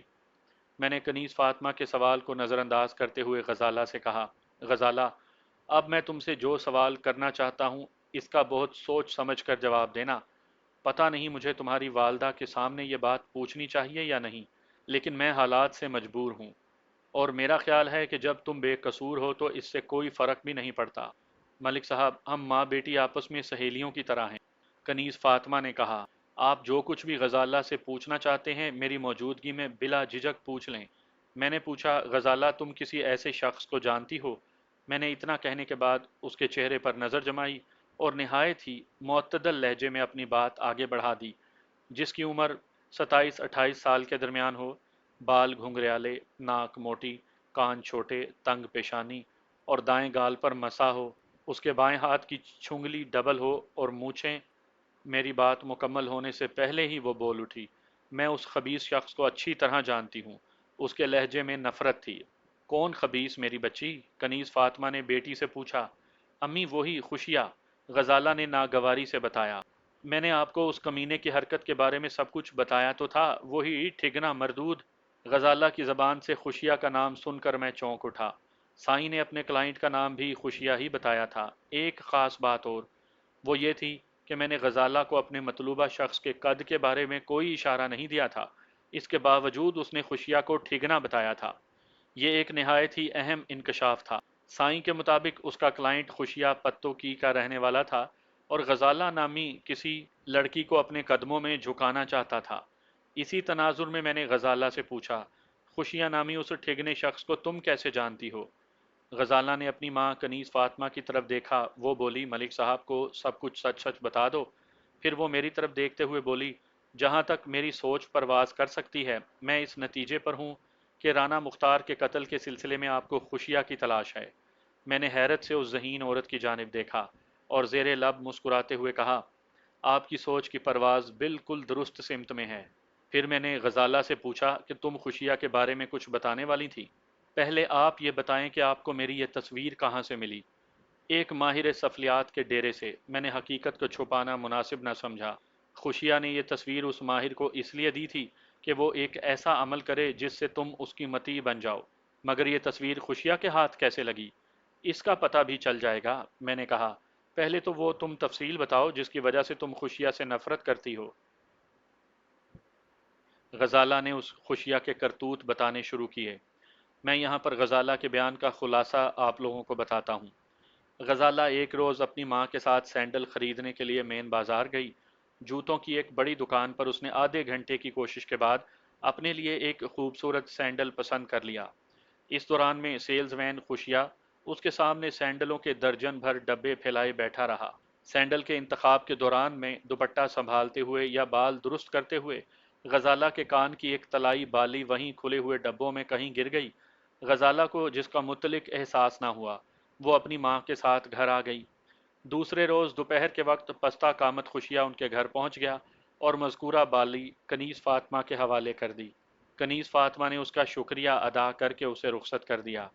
بات آئی گئی ہو گئی، لیکن خوشیہ نے اس واقعے کے سہارے ایک اور ہی منصوبہ بنا لیا تھا۔ اس واقعے کے بعد جب بھی غزالہ سے اس کا سامنا ہوتا، وہ مسکرا کر اسے دیکھتا۔ ایک دو مرتبہ اس نے غزالہ کو سلام بھی کیا۔ غزالہ نے خوشیہ کی اس حرکت کو کوئی خاص اہمیت نہ دی، چونکہ وہ اس روز جب ایک مرتبہ خوشیہ نے اسے آواز دے کر روک لیا۔ میں آپ سے ایک ضروری بات کرنا چاہتا ہوں، خوشیہ نے کہا۔ غزالہ سمجھی شاید وہ بالی کی بازیابی کے سلسلے میں کسی انعام وغیرہ کا طلبگار ہوگا۔ اس نے رک کر پوچھا، ہاں بولو، کیا کہنا چاہتے ہو؟ میری سمجھ میں نہیں آ رہا کیسے کہوں۔ ایسے ہی کہو جیسے کہہ رہے ہو۔ وہ بولا، دراصل بات بڑی اور منہ چھوٹا۔ غزالہ نے قطع کلامی کرتے ہوئے کہا، ٹھہرو، میں تمہاری مشکل آسان کر دیتی ہوں۔ پھر وہ اپنے پرس سے 5 روپے کا ایک نوٹ نکال کر اس کی جانب بڑھاتے ہوئے بولی، لو، یہ تمہارا انعام۔ تم نے میری کھوئی ہوئی بالی گھر پہنچا کر ایک اچھا کام کیا تھا، اس کے لیے تم واقعی انعام کے مستحق ہو۔ خوشیہ نے نوٹ کی طرف ہاتھ نہیں بڑھایا اور جذباتی لہجے میں بولا، مجھے انعام نہیں، آپ کی محبت چاہیے۔ محبت؟ غزالہ نے اسے کڑے تیوروں سے گھورا، یہ کیا بکواس ہے؟ یہ بکواس نہیں ہے حسن کی ملکہ، وہ بے خودی کے سے انداز میں گویا ہوا۔ مجھے واقعی تم سے محبت ہو گئی ہے۔ اگر جواباً تم بھی میری محبت کا جواب محبت سے دو تو میری زندگی بن جائے گی۔ تم دفع ہوتے ہو یہاں سے یا میں جوتی اتاروں؟ غزالہ نے غصیلے لہجے میں کہا۔ آپ یقین کریں میں آپ کے بغیر زندگی کا تصور۔ اپنی ناپاک زبان بند رکھو، 2 کوڑی کے ملازم، وہ دھاڑی، اور آئندہ اگر تم کبھی میرے راستے میں آئے تو اتنے جوتے لگواؤں گی نا کہ آئینے میں خود کو پہچان نہیں سکو گے۔ اتنا کہہ کر غزالہ آگے بڑھ گئی۔ خوشیہ بری طرح ذلیل ہوا تھا، تاہم اس نے غزالہ کا پیچھا نہ چھوڑا۔ غزالہ کو بھی اندازہ ہو گیا کہ جب تک وہ اسے کوئی سنگین سبق نہیں سکھائے گی، وہ اپنی اوچھی حرکتوں سے باز نہیں آئے گا۔ غزالہ نے اس واقعے کے حوالے سے گھر میں کچھ نہیں بتایا تھا۔ اس نے اپنی ایک رازدار سہیلی کے ساتھ مل کر منصوبہ بنایا اور ایک ایسے موقع پر وہ دونوں خوشیہ کے سامنے آ گئیں جب وہ بھرے بازار میں ایک طرف جا رہا تھا۔ غزالہ کو سامنے دیکھ کر خوشیہ ایک مرتبہ پھر اس سے اظہار عشق کرنے لگا۔ غزالہ نے اس سے پوچھا، کیا تمہیں واقعی مجھ سے عشق ہے؟ چاہے جتنی بڑی قسم لے لو، میں تیار ہوں۔ وہ دونوں تو ایک سوچے سمجھے منصوبے کے تحت شرارت کے موڈ میں تھی۔ غزالہ کی سہیلی نے استفسار کیا، تم غزالہ کی خاطر کیا کر سکتے ہو؟ یہ جو بھی کہے میں کرنے کو تیار ہوں۔ غزالہ کی محبت میں جان دے سکتا ہوں۔ یہ حکم تو دے، زہر کھا سکتے ہو؟ بالکل کھا سکتا ہوں۔ اور جوتے؟ وہ بھی۔ وہ روانی میں بول گیا، پھر فوراً ہی اسے اپنی غلطی کا احساس ہوا۔ جلدی سے بولا، آپ کیوں مذاق کرتی ہیں؟ ہم مذاق نہیں کر رہی، دونوں نے بیک زبان کہا، ہم واقعی تمہیں جوتے مارنے والی ہیں۔ اس کے ساتھ ہی انہوں نے اپنی سینڈلیں اتار لیں اور خوشیہ کی مرمت کرنے لگیں۔ ان کی دیکھا دیکھی کچھ اور لوگ بھی اس شغل میں شامل ہو گئے۔ سب کے علم میں یہی بات تھی کہ خوشیہ نے خان صاحب کی بیٹی کے ساتھ بھرے بازار میں بدتمیزی کی ہے۔ تھوڑی ہی دیر میں خوشیہ کی بری حالت ہو گئی۔ وہاں سے وہ دم دبا کر فرار ہونے سے پہلے اس نے غزالہ کو دھمکی دی، غزالہ، میں اس بے عزتی کو بھولوں گا نہیں۔ اس کے لہجے میں انتقام کے شعلے پھڑ پھڑا رہے تھے۔ تم دیکھ لینا، ایک روز میں تمہیں اپنے قدموں میں لوٹنے پر مجبور کر دوں گا۔ اس روز کے بعد غزالہ کو خوشیہ کی شکل نظر نہ آئی۔ اس نے بھی شکر بھیجا کہ جان چھوٹی سو لاکھوں پائے۔ اس روز گھر آ کر غزالہ نے اپنی ماں کو پورا واقعہ سیاق و سباق کے ساتھ سنا دیا، اور ساتھ ہی یہ بھی کہہ دیا کہ خان صاحب کو کچھ نہ بتایا جائے۔ ماں بیٹی بہت سے معاملات میں ایک دوسرے کی رازدار تھیں، اس لیے یہ خبر ظفر اقبال خان تک نہ پہنچی۔ غزالہ پوری کہانی بیان کر چکی تو میں نے پوچھا، ایک بات سچ سچ بتاؤ، خوشیہ تمہارے معاملے میں واقعی سنجیدہ تھا یا؟ میں نے دانستہ جملہ ادھورا چھوڑ دیا۔ وہ بولی، ملک صاحب، وہ اس سلسلے میں عادی مجرم ہے۔ میں پہلے بھی اس کے کئی قصے سن چکی ہوں، کئی لڑکیوں سے اظہار محبت کر چکا ہے، اور بارہا بے عزت بھی ہو چکا ہے، اور اول درجے کا آوارہ ہے وہ شخص۔ پھر تو تم نے اس کے ساتھ بالکل مناسب سلوک کیا، میں نے کچھ سوچتے ہوئے کہا۔ کنیز فاطمہ نے پوچھا، ملک صاحب، اس نامراد نے میری بچی پر کوئی کالا جادو تو نہیں کروا دیا؟ آپ بتا رہے تھے نا کہ وہ کسی ماہر سفلیات کے پاس گیا تھا۔ کسی وہم میں پڑنے کی ضرورت نہیں ہے خاتون، وہ عامل کامل پیر فرتوت اس وقت حوالات کی ہوا کھا رہا ہے، اور ان قریب جیل کی ہوا میں سانس لیتا ملے گا۔ میں نے اس کا سارا زہر نکال دیا ہے۔ اللہ تیرا لاکھ لاکھ شکر ہے، وہ دعائیہ انداز میں بولی۔ میں نے غزالہ سے پوچھا، خوشیہ کے گھر کے بارے میں کچھ جانتی ہو؟ اس نے نفی میں جواب دیا۔ پھر میں نے پوچھا، وہ کون سی دکان پر سیلز وین ہے؟ Farid boot house. کیا یہ دکان بھی مین بازار میں ہے؟ اس نے اسبات میں جواب دیا۔ ہم اٹھ کر کھڑے ہو گئے۔ کنیز فاطمہ نے کہا، ملک صاحب، دوپہر کا کھانا میں آپ کے لیے تیار کروا رہی ہوں۔ اس کی قطعاً ضرورت نہیں، میں نے دو ٹوک لہجے میں کہا۔ کھانا مجھ پر ادھار رہا۔ خان صاحب ملتان سے واپس آ جائیں، پھر میں آپ کو یہ زحمت ضرور دوں گا۔ فی الحال تو میں خوشیہ کی گرفتاری کے لیے بے چین ہوں۔ وہ دونوں ہمیں روکتی رہ گئیں، لیکن اب ہم وہاں ایک لمحہ بھی نہیں ٹھہر سکتے تھے۔ کچھ دیر کے بعد ہم پتوکی کے مین بازار میں تھے۔ یہ دیکھ کر مجھے حیرت ہوئی کہ فرید بوٹ ہاؤس مختار کلات کے ساتھ متصل تھی۔ وہ دوپہر کا وقت تھا اور رانا افتخار حسین اپنی دکان پر تھا۔ مجھ پر نظر پڑتے ہی اس نے سلام کیا۔ میں اس کے سلام کا جواب دیتے ہوئے فرید بوٹ ہاؤس میں داخل ہو گیا۔ دکان کے مالک بابو فرید سے میں نے خوشی محمد عرف خوشیہ کے بارے میں استفسار کیا تو وہ بولا، خوشیہ 2 گھنٹے کی چھٹی پر گیا ہے۔ اسے گھر پر کوئی ضروری کام تھا، ابھی تھوڑی دیر پہلے بھولا اسے بلانے آیا تھا۔ میں نے فوراً سوال کیا، بھولا فوٹوگرافر؟ جی ہاں وہی، فرید نے جواب دیا۔ دونوں بڑے گہرے دوست ہیں۔ بابو فرید احمد کے جواب نے میرے ذہن میں خطرے کی گھنٹی بجا دی۔ میں نے اگلا سوال کیا، خوشیہ کا گھر کس طرف ہے؟ وہ پرانی منڈی پتوکی میں رہتا ہے، ذرا تفصیل سے بتائیں۔ اس نے خوشیہ کے گھر کی لوکیشن بتائی، پھر پوچھا، خیر تو ہے نا تھانے دار صاحب، آپ یہ پوچھ پرتیت کس سلسلے میں کر رہے ہیں؟ اسی اثنا میں رانا افتخار حسین بھی وہاں پہنچ گیا۔ میرے چہرے سے حویدہ جوش کو دیکھتے ہوئے اس نے کہا، ملک صاحب، لگتا ہے کوئی نہایت ہی اہم نکتہ آپ کے ہاتھ آیا ہے۔ میں نے کوئی تبصرہ نہیں کیا بلکہ کہا، افتخار حسین، ہمیں ابھی اور اسی وقت پرانی منڈی میں خوشیہ کے گھر جانا ہے۔ وہ صورتحال کی نزاکت کا احساس کرتے ہی فوراً تیار ہو گیا۔ آئیں ملک صاحب، میرے پاس سواری ہے۔ بابو فرید احمد ہکا بکا ہماری صورتیں دیکھتا رہ گیا، اور ہم آنے واحد میں اس کی دکان سے رخصت ہو گئے۔ خوشیہ کا گھر آبادی سے ذرا ہٹ کر تھا، اور مجھے حاصل ہونے والی معلومات کے مطابق وہ وہاں اپنی بوڑھی والدہ کے ساتھ رہتا تھا۔ اس کی ماں اندھی، بہری اور ٹانگوں سے معذور ایک ضعیف عورت تھی، جو قبر میں ٹانگیں لٹکائے اپنی موت کا انتظار کر رہی تھی۔ پہلی دستک کے جواب میں اندر خاموشی رہی، حالانکہ میں نے بڑے دھیمے انداز میں دروازے کی جانب بڑھتے ہوئے قدموں کی آہٹ محسوس کر لی تھی۔ دوسری دستک پر اندر کچھ خسر پھسر محسوس ہوئی، اس کے ساتھ ہی دروازے کے ایک پٹ میں ہلکی سی جنبش بھی ہوئی۔ تیسری مرتبہ میں نے قدرے زور سے دستک دی، اس بار بھی دروازہ نہیں کھلا، تاہم بند دروازے کے پیچھے کسی کی سرگوشی سنائی دی۔ اس سرگوشی میں سوال کیا گیا تھا کہ باہر کون ہے؟ پولیس یہاں تک پہنچ گئی ہے، جواب دینے والے نے قدرے دھیمی آواز میں کہا، اور میں نے فوراً آواز پہچان لی۔ وہ فوٹوگرافر نذیر بھولا کی آواز تھی۔ اس کا مطلب تھا کہ بھولا اس وقت خوشیہ کے گھر میں ہے۔ بابو فرید نے مجھے بتایا تھا کہ بھولا ہی اسے دکان سے اپنے ساتھ لے گیا تھا۔ اس کا مطلب یہ تھا کہ وہ دونوں کسی سنگین معاملے میں ملوث تھے، اور وہ معاملہ رانا مختار حسین کے قتل کے سوا اور کوئی نہیں ہو سکتا تھا۔ میں نے جواں سال حوالدار کو مخصوص اشارہ کیا۔ اس نے دائیں کندھے کی ایک ہی ضرب سے دروازے کے قبضے اکھاڑ دیے۔ رہی سہی کسر افتخار حسین نے پوری کر دی۔ اگلے ہی لمحے ہم خوشیا کے گھر کے اندر تھے۔ وہ دونوں گھر کی عقبی دیوار کو پھاند کر فرار ہونے کی کوشش میں تھے۔ ہم نے انہیں دبوچ لیا۔ چند زوردار لات مکے اور جاندار ٹھڈے کھانے کے بعد انہوں نے مزاحمت ترک کر دی۔ تھوڑی دیر کے بعد ان کی کلائیوں میں ہتھ کڑی پہنا دی گئی۔ تھانے پہنچنے کے بعد ہمیں ان پر زیادہ محنت نہیں کرنا پڑی۔ وہ دونوں عادی مجرم نہیں تھے۔ بھولا فوٹوگرافر نے بس اس حد تک خوشیا کی مدد کی تھی کہ اسے غزالہ کی ایک تصویر فراہم کر دی تھی جو کہ اس سفلی عمل کے لیے ضروری تھی۔ آج صبح جب میں نے بھولے سے تصویر کے سلسلے میں پوچھ تاچھ کی تھی تو اسے اندازہ ہو گیا تھا کہ کہیں گڑبڑ ہو چکی تھی، اس لیے وہ خوشیا کو دکان سے گھر لے گیا تھا کہ بچاؤ کا کوئی منصوبہ بنایا جائے، مگر ان کی بدقسمتی کہ ہم بر وقت وہاں پہنچ گئے تھے۔ تھوڑی سی سختی کے بعد خوشیا نے اپنا ہر جرم قبول کر لیا۔ اس نے وقوعہ کے روز مقتول کو بابو فرید سے یہ کہتے ہوئے سن لیا تھا کہ اس رات وہ ایک بھاری رقم لے کر لاہور جا رہا تھا۔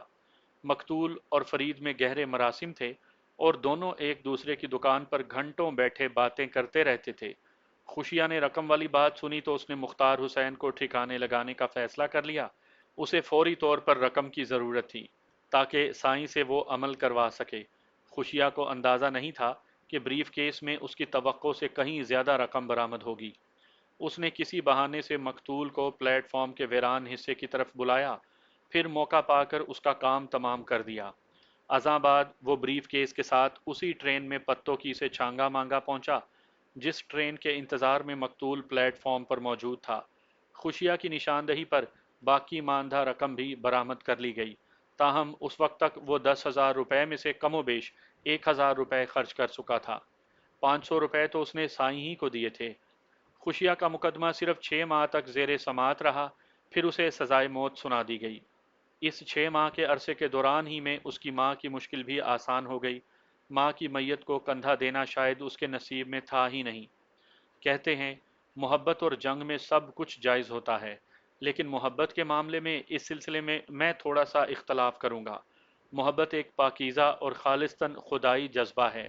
محبت کے حصول کے لیے جو لوگ غلط راہوں کی مسافرت اختیار کرتے ہیں انہیں بالآخر ایک روز بری طرح پچھتانا پڑتا ہے۔ عشق کاذب کا انجام ہمیشہ عبرتناک ہوتا ہے۔